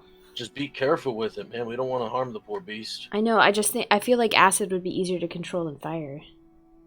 I mean, I can potentially do something. The cold is the only other ability I have for it, but cold could affect it. Well, I mean, like, wouldn't cold make them slow down and fall off and stuff? Maybe. Can I target those blobs individually? Like With like a spell, like a firebolt or something like that, or missile? yeah, you can. Yeah. So I want to cast magic missile, then change it to cold, and then target the 3 of the blobs individually to see if it knocks them off. All right. So you do that. You cast magic missile on 3 of not hit the creature. So. Right. Yeah. So you do that, and I will say that some of these strange formations are quite large, maybe like a foot by a foot kind of deal. Some of them are larger than others. As you do that to maybe a couple of the smaller ones, just kind of testing here, you will see as one of them you basically completely remove as the nanites, some of them which are destroyed, others kind of scatter, right?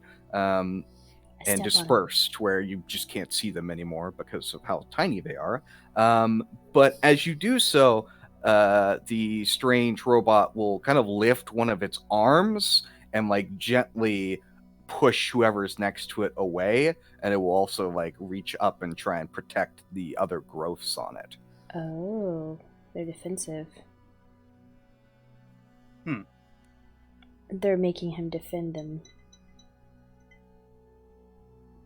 So should we just go at it and try to blast these off of it? Well, I can use snare to entrap him.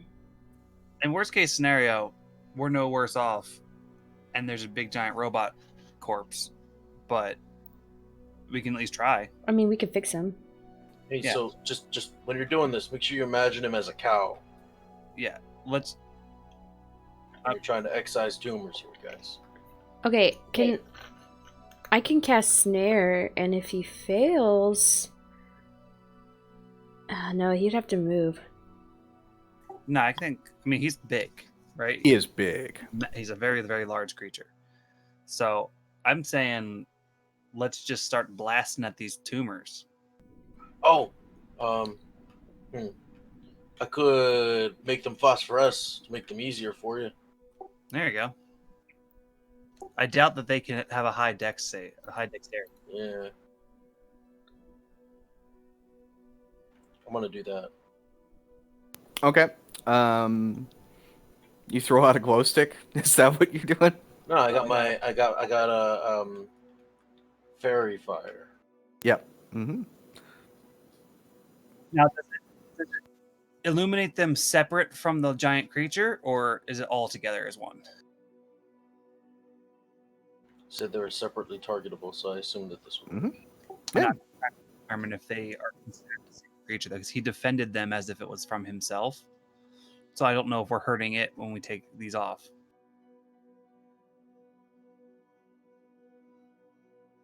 I mean, there's probably some form of pain involved Maybe I because shoot they another.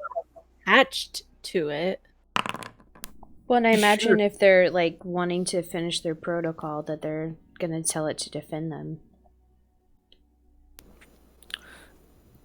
Yeah. So you shoot another one, and you don't one of the maybe the larger packs here, and it just kind of dissipates some of them as it slowly starts to like regrow.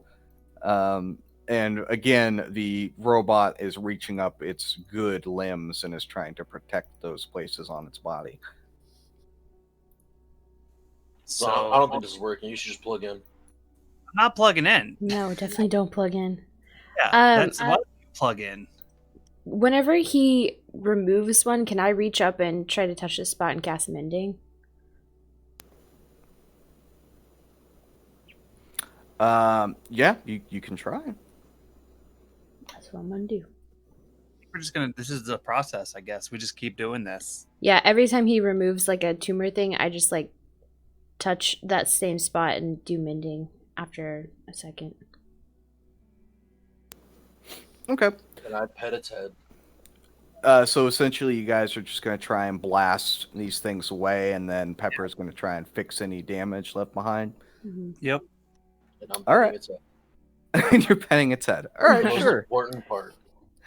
Yeah, so as you go blasting this thing, and Pepper, you're mending it, the creature, if at first it was trying to like protect these spots, and it seems to like give up on that, and it starts to kind of drag its husk closer to like the wall, the interior wall of one of these rings, which it's moving quite slow, and you guys have no issue kind of keeping up with it and continuing your course of action. And it will take several minutes here, and throughout you will see as when one of these attacks is made, every so often the creature's lights on its face will turn red, and you could see like as it lifts one of its arms behind Noah as though it's going to penetrate his skull with one of these spider limbs, though he seems to regain control of himself, or stops himself for whatever reason, and does not decapitate Noah. It's the petting. It's the petting, probably, you think. Yeah. It's calm. But after maybe 20, 30 minutes of this quick and tiring activity, you guys will manage to remove all of the tumors that you can find. Now, when the nanites disperse, is there a way I can tell if like the program protocol is still in the infected nanites, or if it's? You would just think that there is a very high chance, excuse me, that the programming will remain. They're just kind of dispersing. Well, that's not good. Yeah, if nanites are getting infected, then it could be It's any like- robot. That's like the end of the world kind of thing, if you think about it, because nanites are in everything. But Not in me. They're in you. They're For in the sure. water Not in- you drink. They're in the air you breathe. it's okay. We'll get They're rid in of the them. air. They're in the air. I think I did tell you guys before, like the nanites are attached or composed of the molecules in the like that make up matter, Yeah, they're carbon-based nanites. and they pretty much act like that. Like you'll have an air, like a oxygen molecule that's actually a nanite made of oxygen stuff, and it acts like oxygen, but it's still a nanite. That's not too fringe of science, believe it or not. But that's why it's literally in everything. Like they have been here for who knows how long, doing who knows how. Normally, if they're inactive and inert, they're the same as the rest of the molecules. But if they have a protocol that says kill all living things, Yeah. that's a different thing. But No, the it doesn't believe pacification protocol goes after organic creatures, right? So this is not that. But it's like a Borg situation, I think. Wait, you're right. This isn't. No, normally the pacification protocol doesn't affect Robots. Yeah. What if it's an opposite one for the nanites and the Yeah. robots? That could Like be it- both good and bad. I mean, it's just I don't want a nanite versus robot war. Because aren't nanite... So nanites are organic, so robots would go after them. But then the nanites would go after the robots. they're both organic and inorganic. I mean, organic. Technically, robots are organic as well because their metal is comprised of molecules that's found in like stones and stuff. I don't buy organic produce. Well, so is this thing healed up now? Well, the parts that you removed the tumorous infections from it, you have mended. Though these 3 limbs on the creature are still like all twisted and contorted, and it would take like a good deal of time to be able to fix those. Like And a long also- rest? Also, you would need more parts. I don't think you would have enough parts on you to be able to take care of this project. If Oh, only can we we had... fix him enough that he can walk and carry us?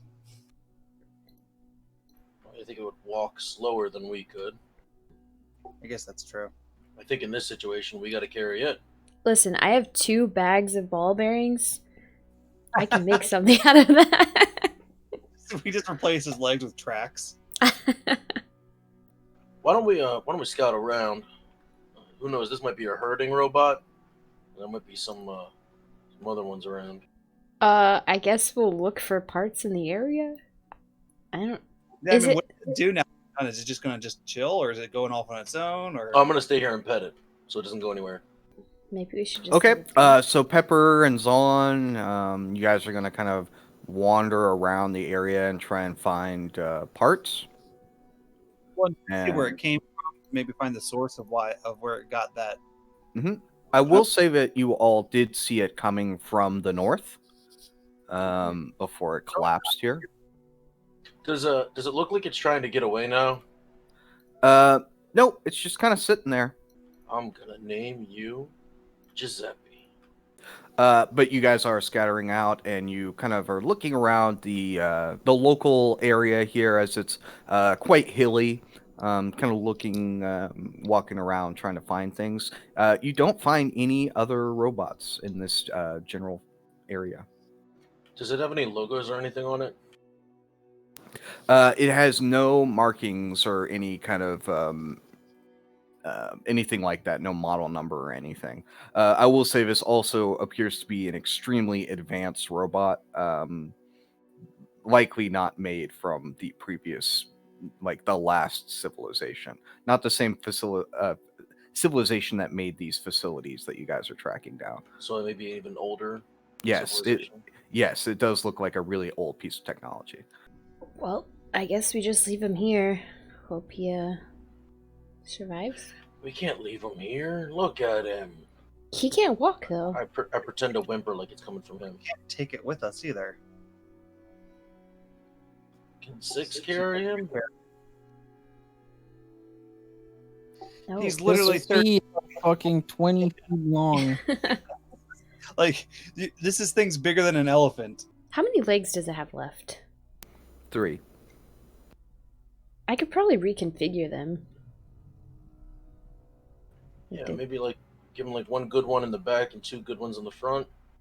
Looking at him and which limbs are damaged and which are not, you think the current configuration is probably as good as it's going to get as far as that goes.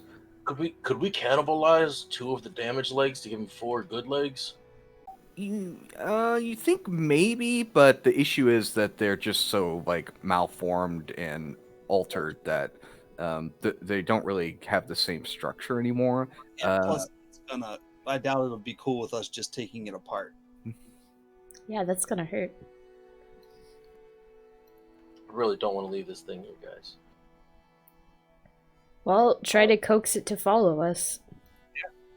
All right, Giuseppe, are you gonna be able to follow us? The lights on its face just blink. Like once for yes, twice for no. The blinking does not change in any way. Damn. Probably doesn't understand you. All right, so I begin walking away slowly. Does it start to move? Just you? Is everyone else just standing there watching you walk away? I'm already like going forward. All right, so you all are kind of just walking away, kind of saying, "Come on, Giuseppe," just to see if this thing's going to follow you, essentially. Yeah. All right. Yeah, as you guys start to walk away, this thing will kind of move its body and it's going to start following you. Nice. All right, guys. Sorry, but we're gonna have to have a slow pace. Does the robot make any noise? It doesn't make any sounds at all other than just the movement it's making. All right. So you guys are just kind of continuing on and letting this thing follow you. It is moving probably about half your normal speed at this point. So it will slow you down, though. If you do limit your speed, I don't see any reason why you wouldn't be able to do that. So you guys continue on towards the north here. Let's see.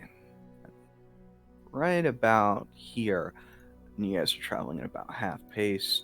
Yeah, so about the end of your day's travel here, which will be roughly, come on, there we go, roughly this area. You start to move into an area where these strange ring formations that you've been seeing become more dense in their number. And you find a location that looks fairly well protected that would make a suitable camp spot for you guys. But you do see further on to the north, you do see like a much denser collection of these things as you're moving into this area. But you guys make camp and you set up your watches. And let's just say Alan. So, Alan, when you're on your watch with Scrappy that you two have, you will at some point during the night hear like these really faint banging noises coming from the north, which will last for just a couple of minutes before it stops. But it does sound like it's quite far off in the distance. Is there a rhythm to it? No, it definitely appears to be random. Completely random, like just no. Yeah, there's no cadence or anything that you can tell. But that just lasts a couple of minutes, and then through your next watches here, no one else encounters anything strange. And you will wake up the next day with your long rest. You all begin your travel here to the north as these structures become more and more prominent or denser. And after a couple of hours, you start to hear more of these banging noises. Everyone, Alan, they sound similar to what you had heard the night before, only louder as you appear to be walking towards the sound. Another 30 minutes or so later, as the sound is growing, and it's kind of sporadic, like it will occur for maybe 5 minutes at a time and then cease. You will come upon this area where you will see there's a group of about 5 or 6 of these strange spider-like robots, like the one that has been following you, kind of laying down, kind of like in a lowered area surrounded by these rings. and with them, you can see that there are about 40 or so of 5H3N units. Oh, wow. You can see that the robots, the spider robots, some of them have been disassembled and there's like parts of them laying around. All of them appear to be like inactive, no longer moving. As you hear this banging sound again, as you can see the robots, these 4H3 units are dismantling these spider-like creatures. So how many of these robots are there? There's a whole bunch. Okay. Essentially, you at this point you're just far enough. You're just close enough to be able to see what is occurring, but you're far enough away to where you don't feel like you're going to be detected, just given the terrain. But there's a whole bunch of them. It's kind of this large area. We could take some of those parts. But why are they disassembling other robots? That's not the protocol. Unless the protocol changed. Maybe by taking over 2 facilities, parts of the protocol are dying? Maybe it's no longer as focused as it was before. Yeah, maybe it goes after anything that moves. Or the robots are trying to become stronger to take out more humans. As you're watching this, you'll also see one of the spider robots that is mostly still intact. You'll also see a number of them gathered around it with various wires kind of connecting into it. Oh, the program in them, right? Spread. That means we can't use those parts, huh? It's difficult to really tell. If you wanted to get closer, you may be able to see if you find anything useful. But again, there are a lot of these units, though they're kind of spread out in groups of 5 to 10 in various places around these robots. I do send my drone in to do a flyby. Okay. You send your drone in, kind of trying to be as what's the word I'm looking for? As possible, and you'll see a couple of these creatures that appear to have been disassembled and their parts kind of laid out, almost like organized. In an area that's probably about 30 feet away from one of these groups that have wires hooked into an intact one. Do you think they're like taking them apart, keeping the parts, and then trying to build something else with them? Maybe. Are these? Oh, wait! I missed something. Are these Giuseppe parts? Yeah. We could send 5 in there. He could blend in, grab a few extra legs. Trying to have sex with the back of his head. Oh yeah, that's true. Is Giuseppe with us? Is he still behind us? Yeah. Mm-hmm. Okay. Giuseppe, can you show us a blueprint of yourself?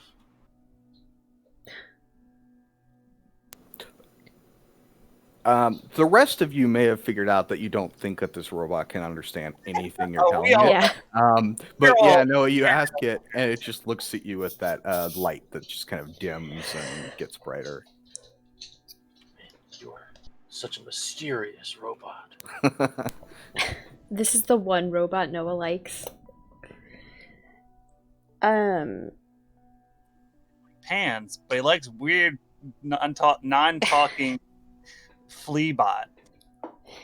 Could we... I don't know, something resonated with this robot. He likes this one.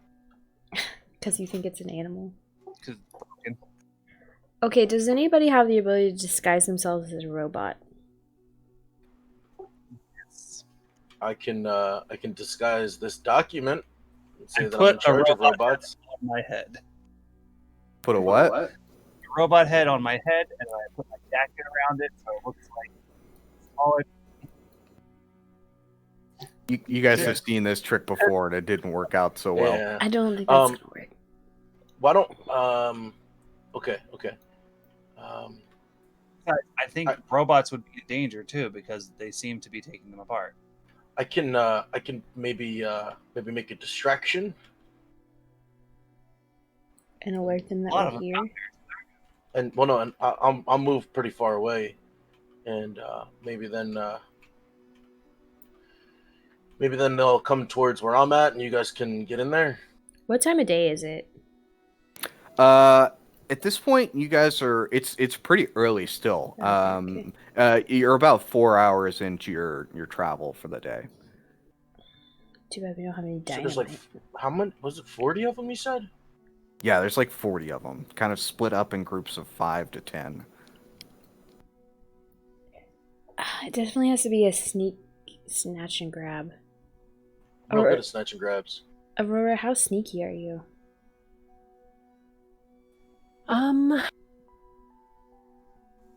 Sneaky.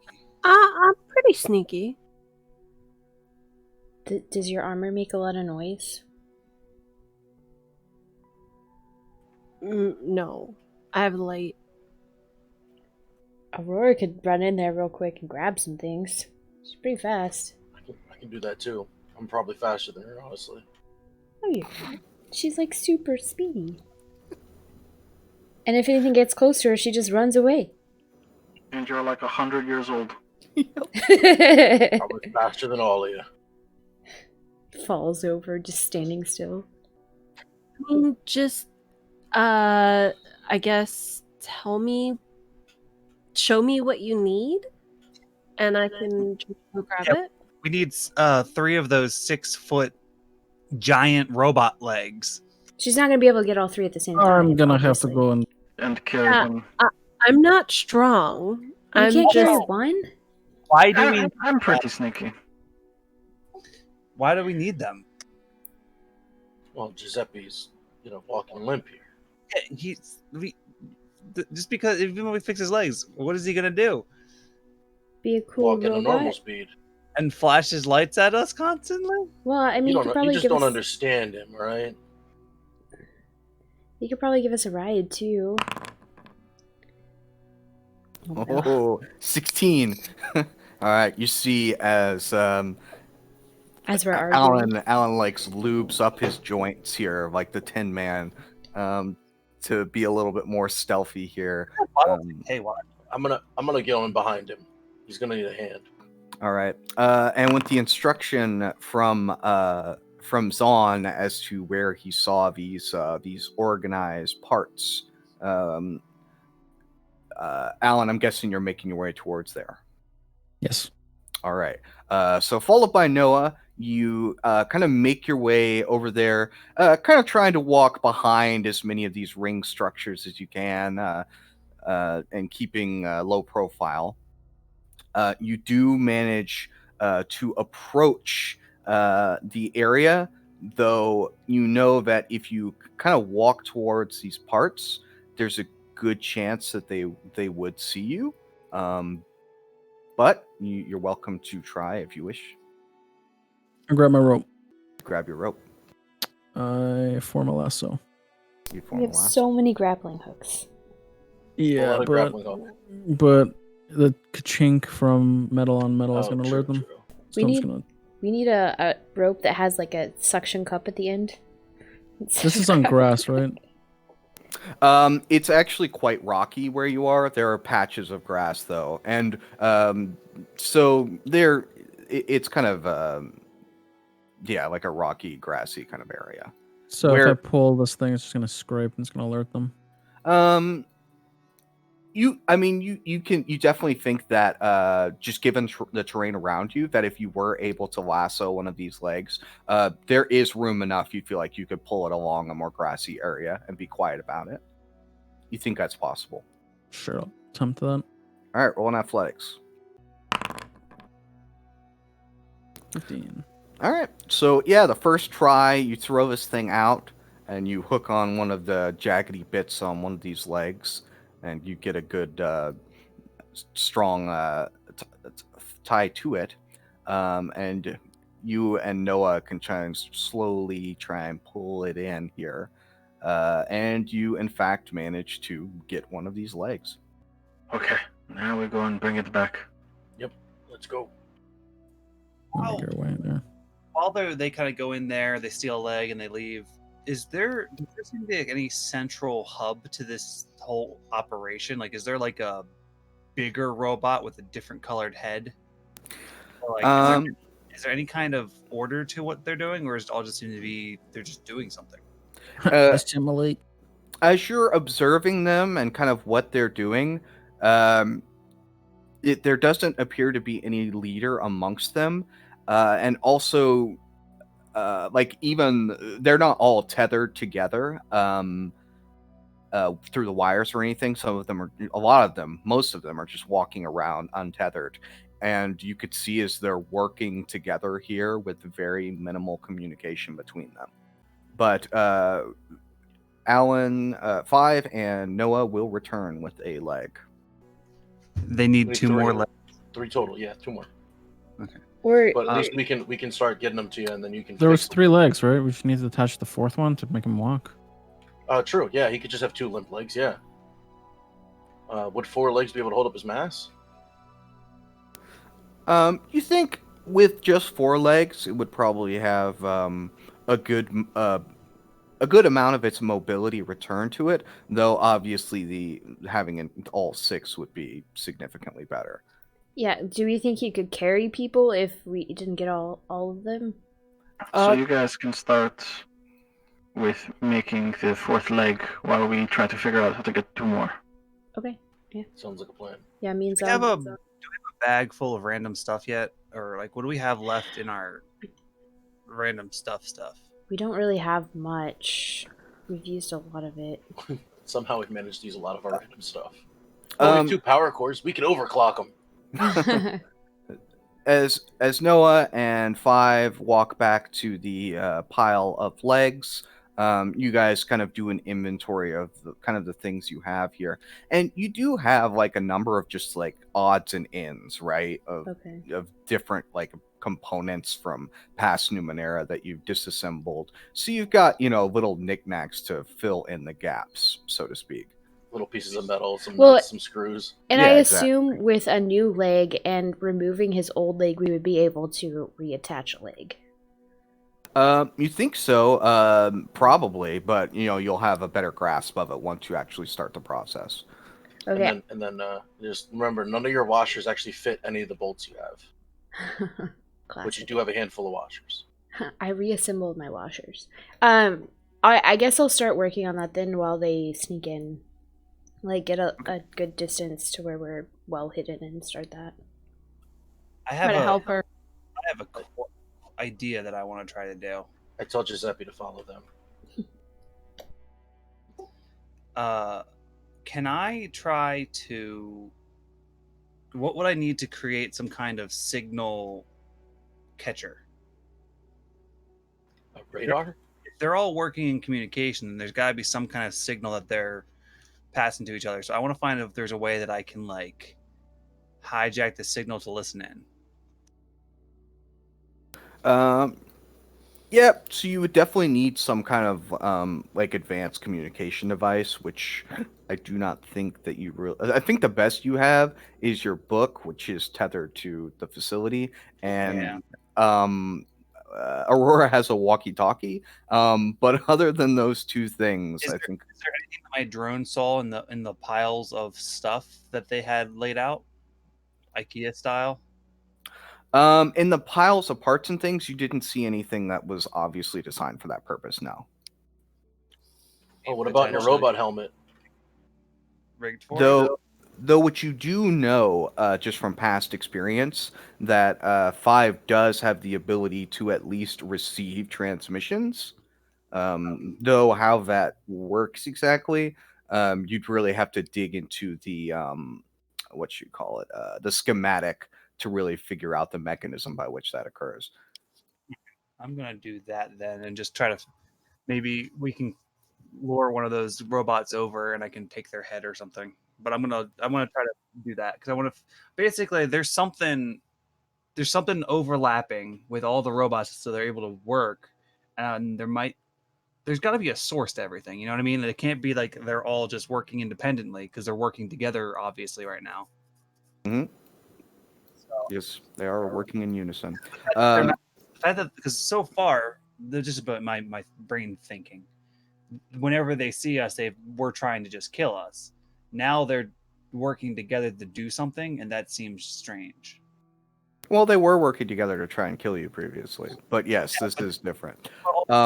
Same like kill on sight. That's different than let's take this apart very gently and put it together and organize. Mm-hmm. So yeah, you can absolutely. So the schematic that you have of your friend 5 here is like very like there's a lot of moving parts. That's what I'm starting to work on. Yeah. You just have that. yet to really like dig into it and kind of go through and really try and understand how this thing is put together. And so that's kind of what you're doing now is you're trying to first go over and see if you can't just obviously point something out for the communication. And if that doesn't work, just basically trying to familiarize yourself with it, if I'm correct. Yeah, and then moving forward, I'm going to try to, whenever the next time we kill one of these guys, I want to take whatever they use to communicate with. Okay. All right. So you're going to be looking through that. Now, as far as this repair procedure, before you disassemble, start taking this thing's arm off, are you doing it just like right where you are currently? Are you going to like move away or, are you just doing it right here? No, they said they were moving away. Does it follow the group? Like the more of us together, does it stay, or does that follow any single particular one of us? It hasn't, as of yet, shown any real preference to follow any of you, and more so has just been following like the larger group of you. So whenever there's more of us together, it goes towards that. Yeah, it seems to be doing that. It seems to have a herd mentality. Yeah, absolutely. Like a cow. All right, so you guys kind of coax the robot a little bit further away, maybe out of view of what is occurring down there. As the other two, Noah and 5, make your way back to the pile of parts. And Alan, if you want to just roll me another athletics here. And yeah, just as before, with your first throw, you're able to retrieve another one of these legs. Do I think I could carry one of these on my own, or do I need help? You absolutely do not think you could carry one on your own, though when the two of you were moving it as you were before, they are lighter than you expected them to be, but still too heavy for you to move by yourself. Okay. Don't we have a bag of holding? Is this too big for a bag of holding? Bag of holding only holds 500 pounds. Yeah. Are they more than 500 pounds? Okay. Yeah. Okay. Or close to it. But yeah, you successfully. Are you just going to take that one right back straight away? Yeah, I don't think we can carry 2 at a time. Okay. That'd be too hard. Probably isn't possible. All right. So you will take that leg back to the rest of the party, where Pepper has started trying to remove this thing with the assistance of maybe Aurora. Is she helping her? Yeah, I'm helping. Holding tools, like give me a Yeah. number 2 wrench. She's my assistant today. Gives her the number 3. Yeah, gives her the number 3. Okay. Pass me the number 2 wrench. Here's a screwdriver. Go ahead and roll your Numenera skill, and let's see how quickly you're able to do this, if at all. Need the power drill. Here's a corn dog. Good. All right. Yeah, that's pretty good. So you remove one of the legs here, and you feel like just kind of given what you've seen with this, it will probably take you maybe a couple of hours to replace these 3 legs. Okay. I'll turn to her. I'm like, this is gonna take a few hours. You think that's okay? I mean, I guess Noah is pretty insistent on doing this, and if we don't do it, he probably won't shut up about it. Well, it could save us some time too, I guess, in the long run. As 5 and Noah show back up with another leg. Oh, good timing. Is Giuseppe being good? I mean, yeah, considering the fact that I'm detaching and reattaching limbs. Nice. Good job, Giuseppe. I pat him on the head. You do that. The lights blink in no particular way. So one more. Man, it's so cool when he blinks his lights. All right, Alan and Noah, you guys heading back for the last leg? Yep. All right. You head back to the area and give me one more athletics check here. Oh yeah. You easily have retrieved yourselves this third leg. As you pull that leg back, basically into the cover where you guys have yourselves, you will see as several of these robots walk over to the pile with more parts to add. And basically put them down where they are meant to go. And one of the robots kind of stands there for a moment, looking at the pile of legs. I look at Five and I go, lightning gun. No. Show them our location? We sit here and do nothing. Just a couple of minutes pass here, maybe 5 minutes of this robot just staring at the pile before it just turns around and walks back to the group. Now lightning gun. Yes, now lightning gun. No, keep walking. Okay, I walk away. All right, you guys will take the leg back to the group here. All right. So yeah, now you have in this area where you've kind of taken, you have your parts, and Pepper is making some headway on basically fixing this robot you found. Is there anything that anyone else would like to do while Pepper is doing her work? Can we take the speaker from the walkie-talkie and give Giuseppe a voice? I mean, That's horrifying. we could, but we need that to talk to Nexus. Also, stealth mode, maybe it would be important. Kelsey, I just want to clarify. You don't use the walkie-talkie to talk to Nexus. You're using Zahn's book. Oh, okay. I thought we were Yeah, using the Yeah. walkie-talkie. I don't remember what the walkie-talkie's for. That was given to her by Max. Given to me? With a range of ass. Yeah, with not Me. a great range, okay. but Where's the other end? Oh, Max has it, I assume, yeah? yes, Max has Okay. the other end. Yeah, can we cannibalize this walkie-talkie? give I mean, our it's not- cow robot a voice? it's hers, No. so yeah.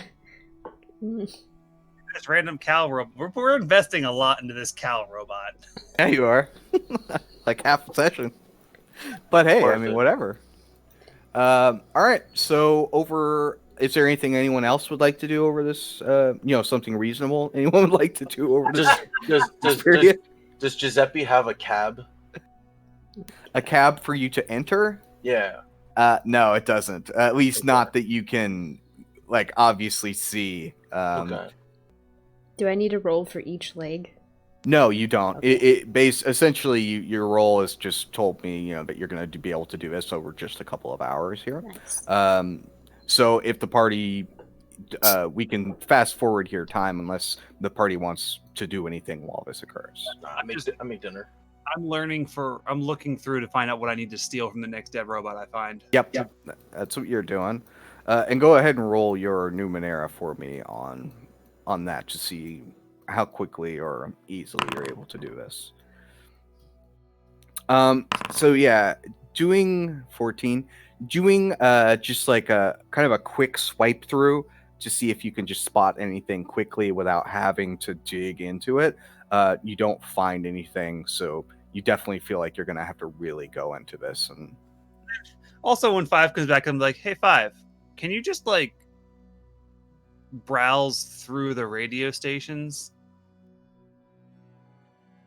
I turn on my radio station device. all right. Give me that fucking Fallout music.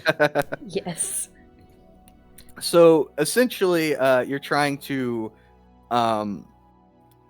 catch any radio frequencies in the area that you can pick up, and kind of just looking through. There's like a golden oldies, which you don't really, stay far away from that. I chime in. But I know Turn that that song. shit up. You turn it up. I know that song. That's a good song. But you do catch wind. You will kind of hone in on this signal that is being where you determine that these robots are absolutely talking to each other through some sort of signal that they are transmitting amongst each other. Mm-hmm. So I just hear Roger, Roger. It's not communication as such, so much as very small bits of like instructions as to kind of what they're doing here. Sure, what are the instructions? And as you're just kind of, we'll say you're tuning in like over the course of these couple hours that Pepper is doing that to try and just kind of see what's going on. So while that's happening, you will determine that this is definitely like some sort of Borg situation where they're essentially building, repairing, and altering. There's a couple of these spider robots which are mostly intact and functioning, which they're just essentially trying to take over, bring them into the group.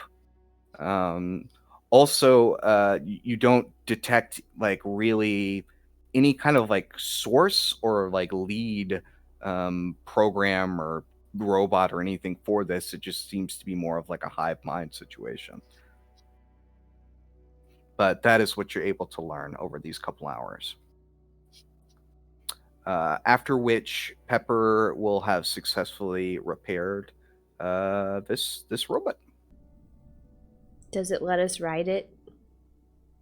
All right, so immediately you're gonna try and climb up onto this thing. No, as soon I'm as gonna you let fix it walk around a little bit first. Yeah, it will stand and walk, and it just kind of looks off in the direction, like essentially of the graveyard or the scrap pile. Fallen brethren. But after it moves around for a little bit, it just kind of remains stationary. All right, Giuseppe. You did good. Unfortunately, your friends didn't make it. Well, did you want to try riding it? Of course. I hop on Giuseppe. All right. Yeah, you're like trying to climb up on this thing, but you're kind of old also, so it's a little difficult. As like a couple minutes pass, and the thing kind of lowers its body to the ground as though it like senses that you're trying to like climb up onto it, and so it lowers itself. Can I use rope to make a bareback handle harness? Yeah, I don't see why not. Like bull riders do. I don't see why not. All right, I throw one of those on. I got some rope. I go, all right, Giuseppe, yeah. I click my heels. All right, you successfully mounted this thing as it stands up and kind of taking you higher off the ground here, and it just kind of stands there. Click my heels into its sides. Yeah. Metal sides. Does this count as a vehicle? Yeah, does this count as a vehicle? I mean, yes. I have vehicle proficiency. There you go. All right, I'll let you roll whatever it is you would like to roll to attempt to get this thing to do your bidding. Persuasion? Yeah, sure, that works.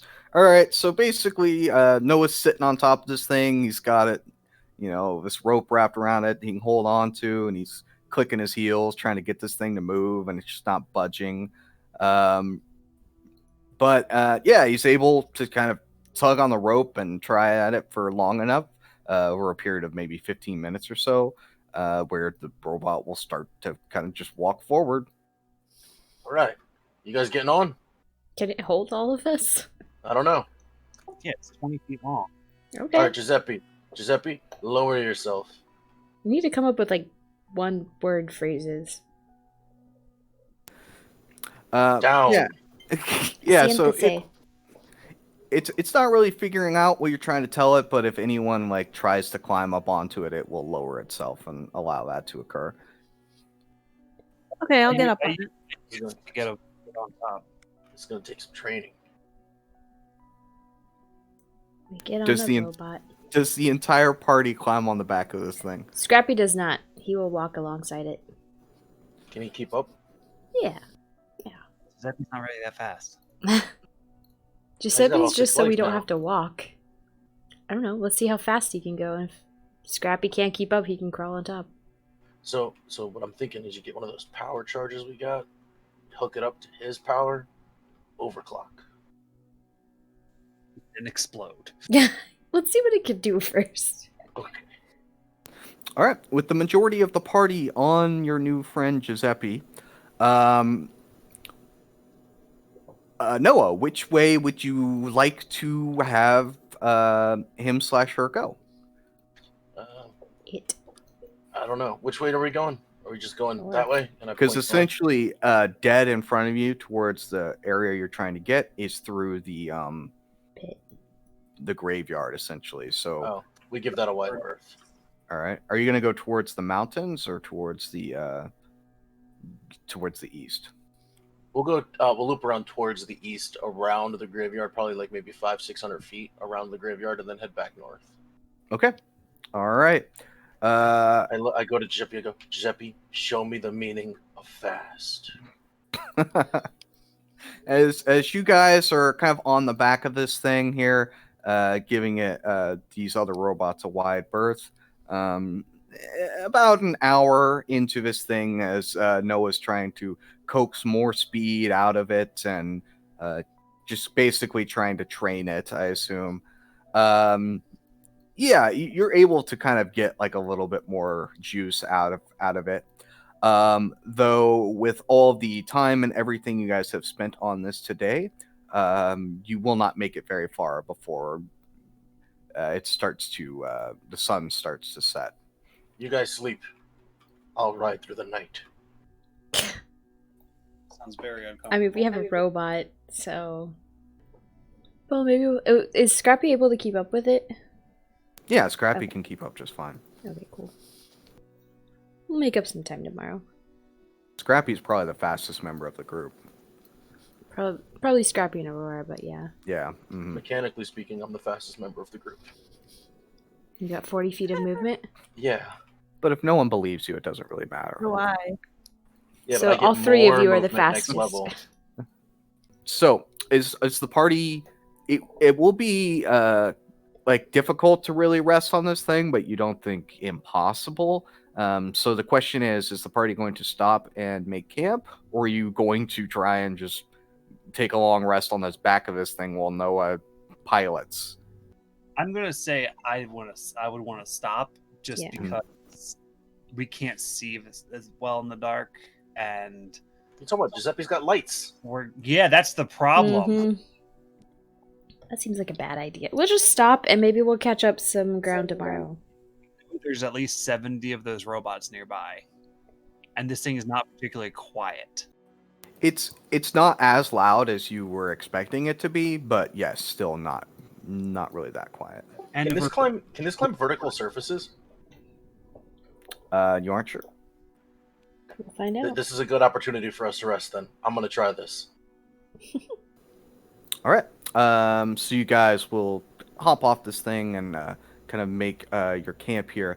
I will say, as you were heading east to kind of give these things a birth here, what you're noticing is that there appears to be these ring structures appear to kind of form a line right here, like a lot, like where they're most dense, forming a line like east to west or west to east.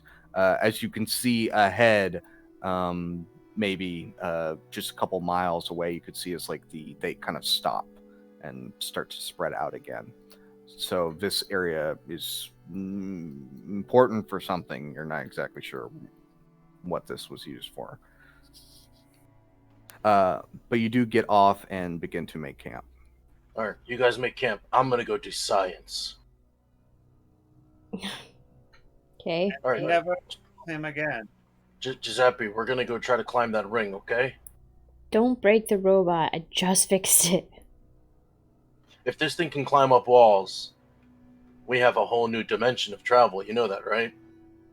And also, I'll say, as the party begins to set up camp here, Noah, you start to kind of try and like lead it away kind of a little bit towards one of these larger rings. And yeah, the party will notice that it will. It seems to follow you, even though the larger mass of the group is back making camp. And you lead it over to one of these larger rings, and you're trying to coax it to climb it. Roll whatever you think you should roll to try and get it, and explain to me how you're trying to train it as well. I don't know. Because it's not an animal, right? But is it acting like an animal? Like, does it feel like an animal handling check would make sense? It does. It does feel like an animal handling would make sense. Yes. All right. Just given the personality of this thing, or a Numenera, or something along those lines. They're the same for me. Oh, hell yeah, 19. Okay. Well, yeah, you're able to coax this thing to climb up, and it is able to climb up this particular ring structure. How far away am I from them?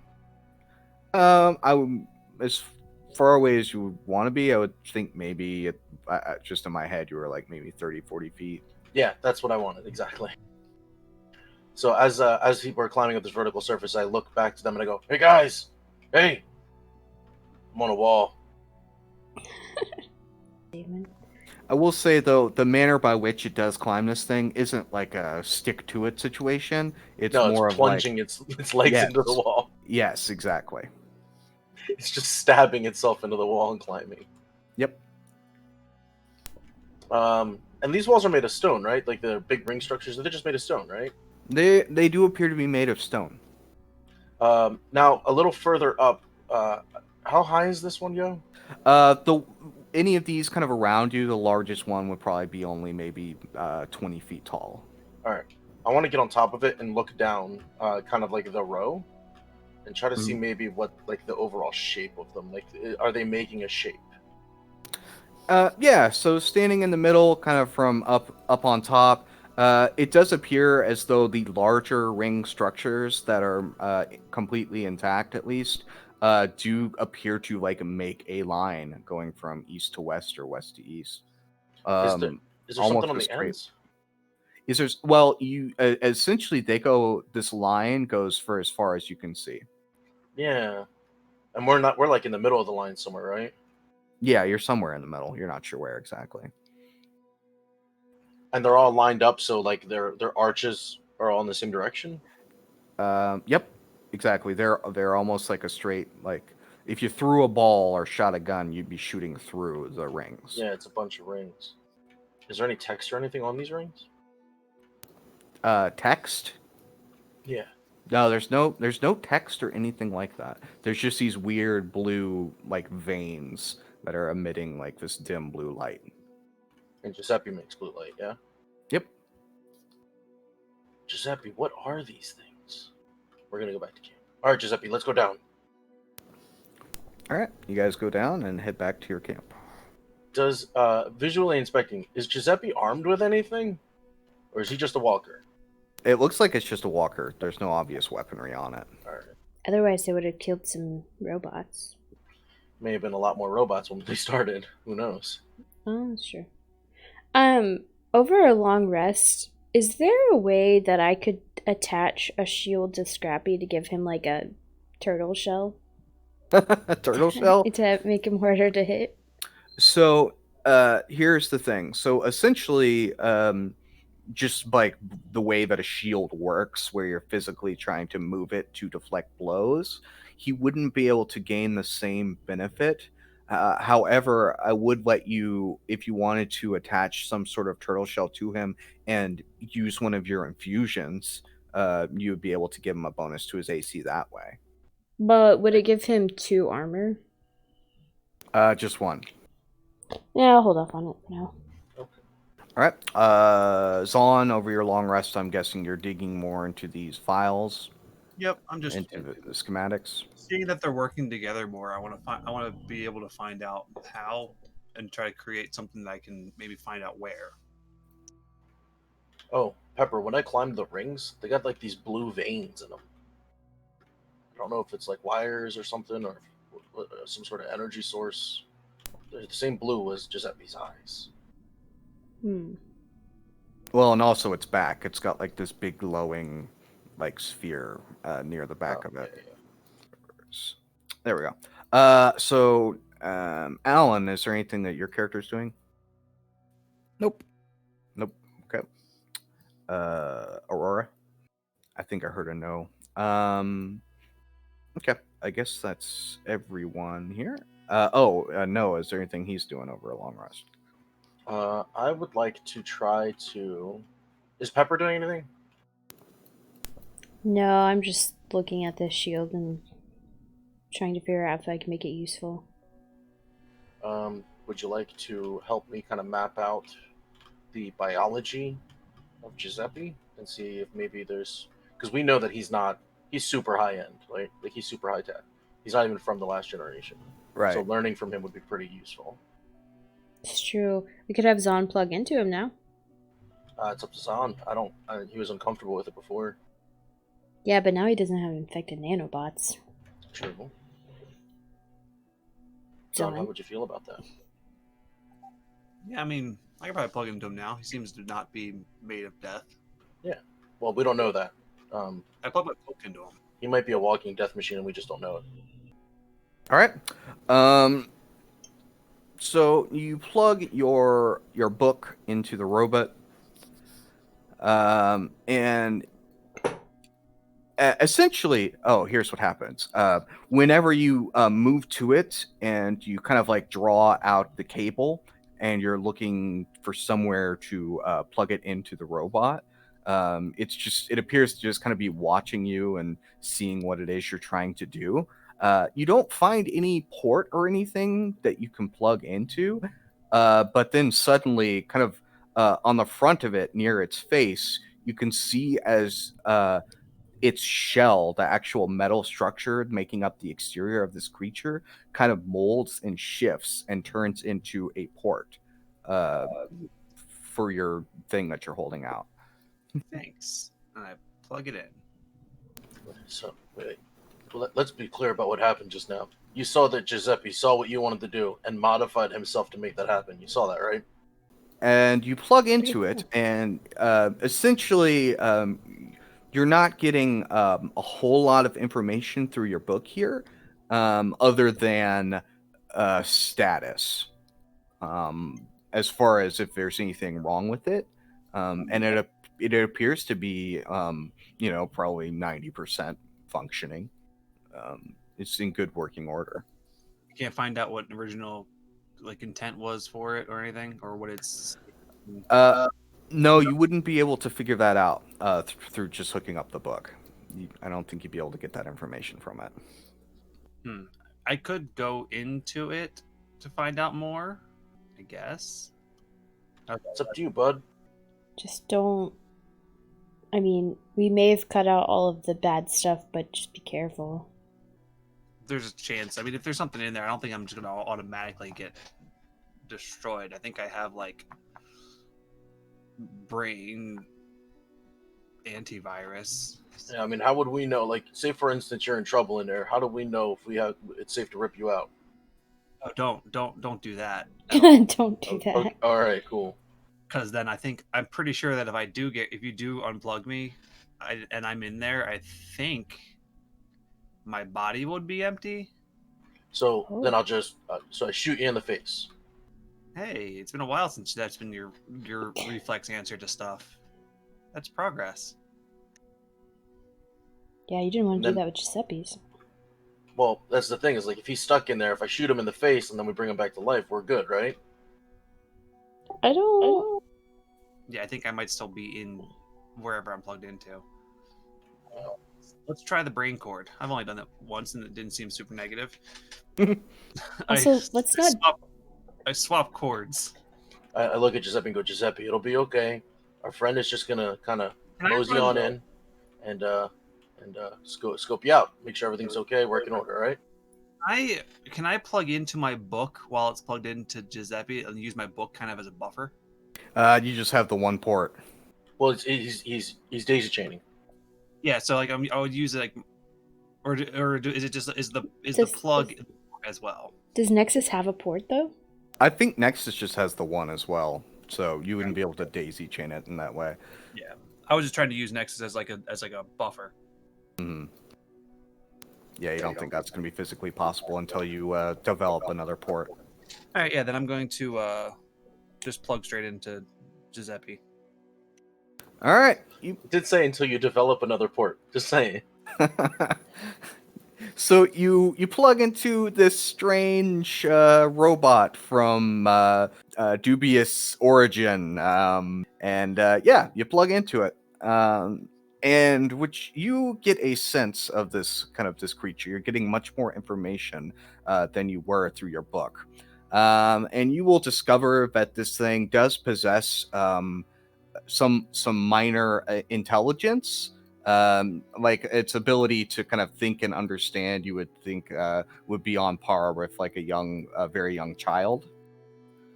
Though it does appear to, and you will also learn that it was thinking about the tumors and things that you guys removed from it, and how it felt like it was kind of like in a state of peace.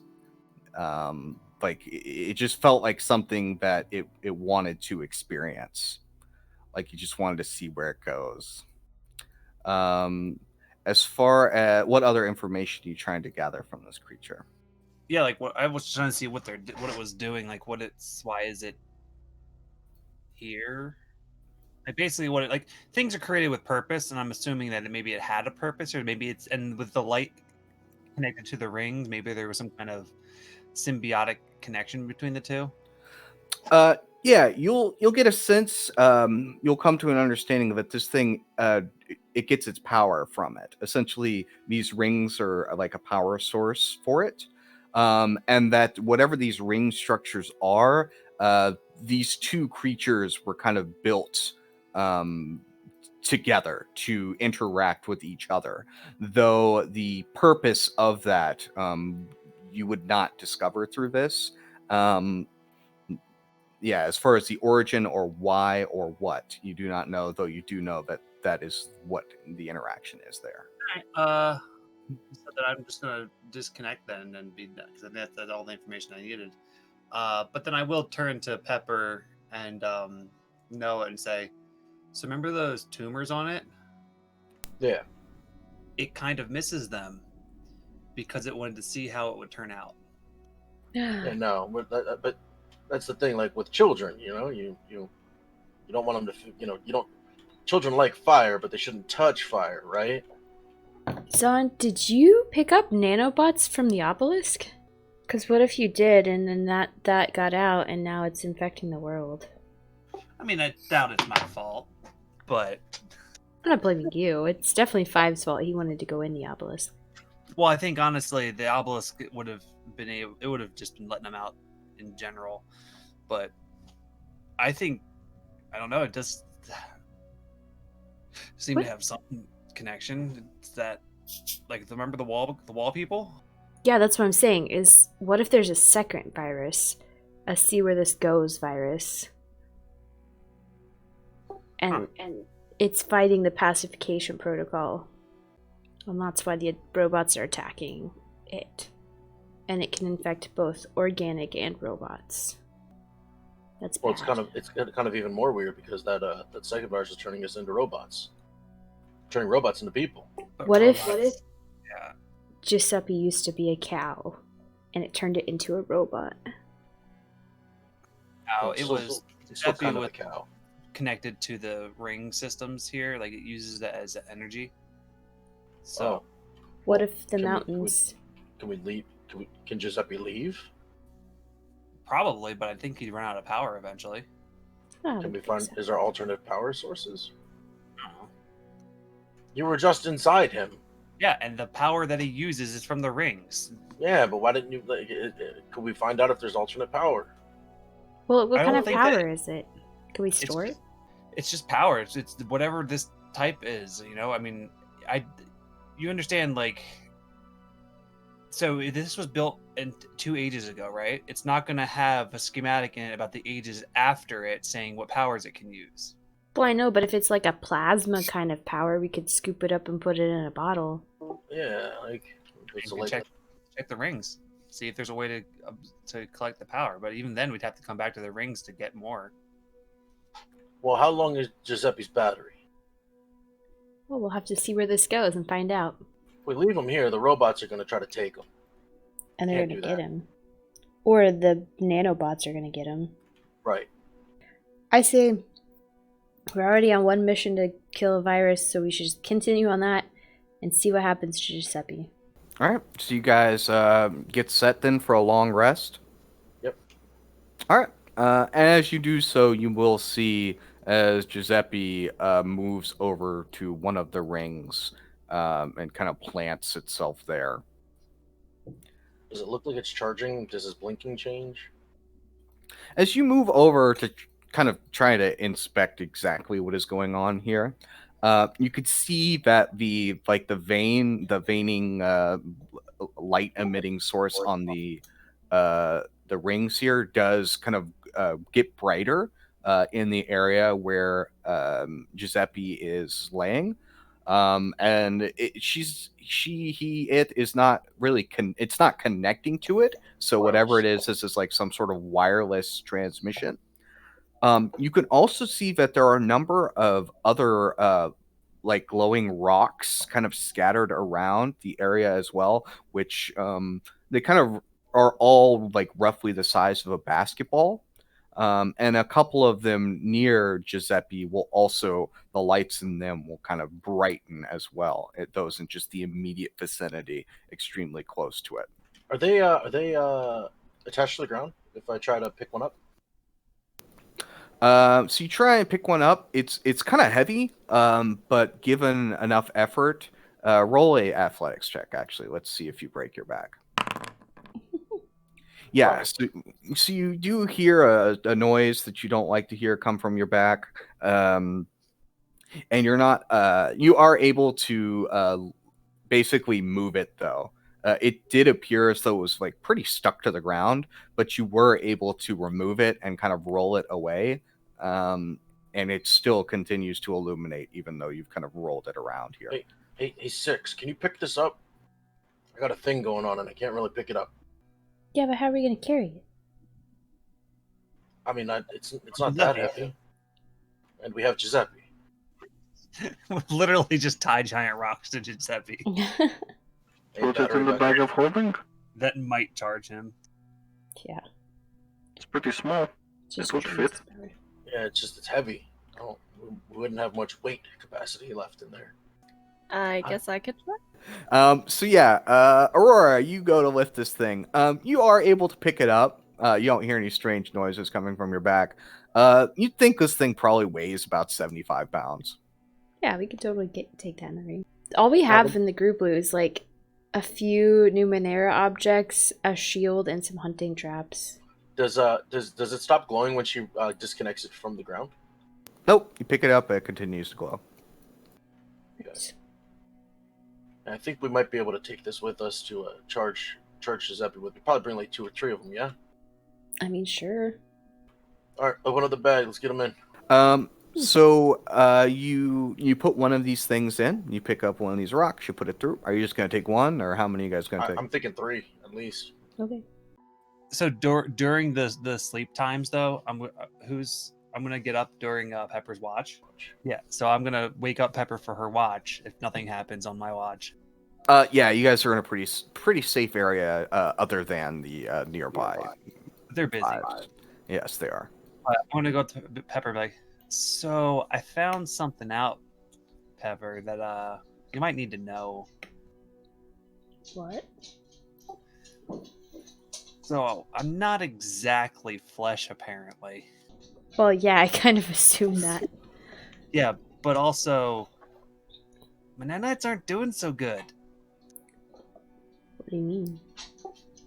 I mean, you know how I firewalled 5's infection?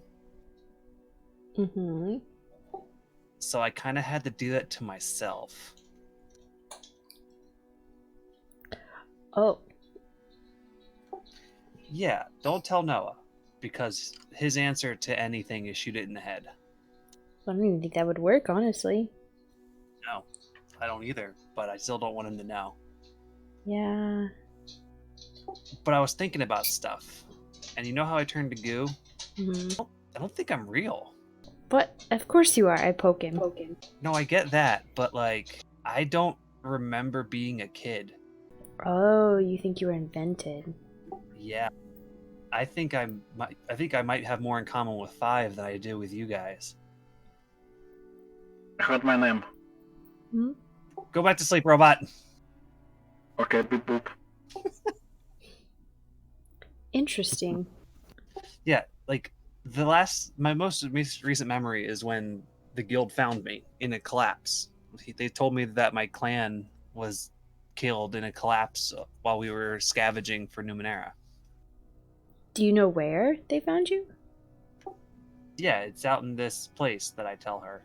Yeah, it would have been nearby over this other facility, actually, down in Demon Demon Ridge. Ridge. Oh, down Demon there. Ridge, which I have yet to even put a name for on the map, but it's down in this area.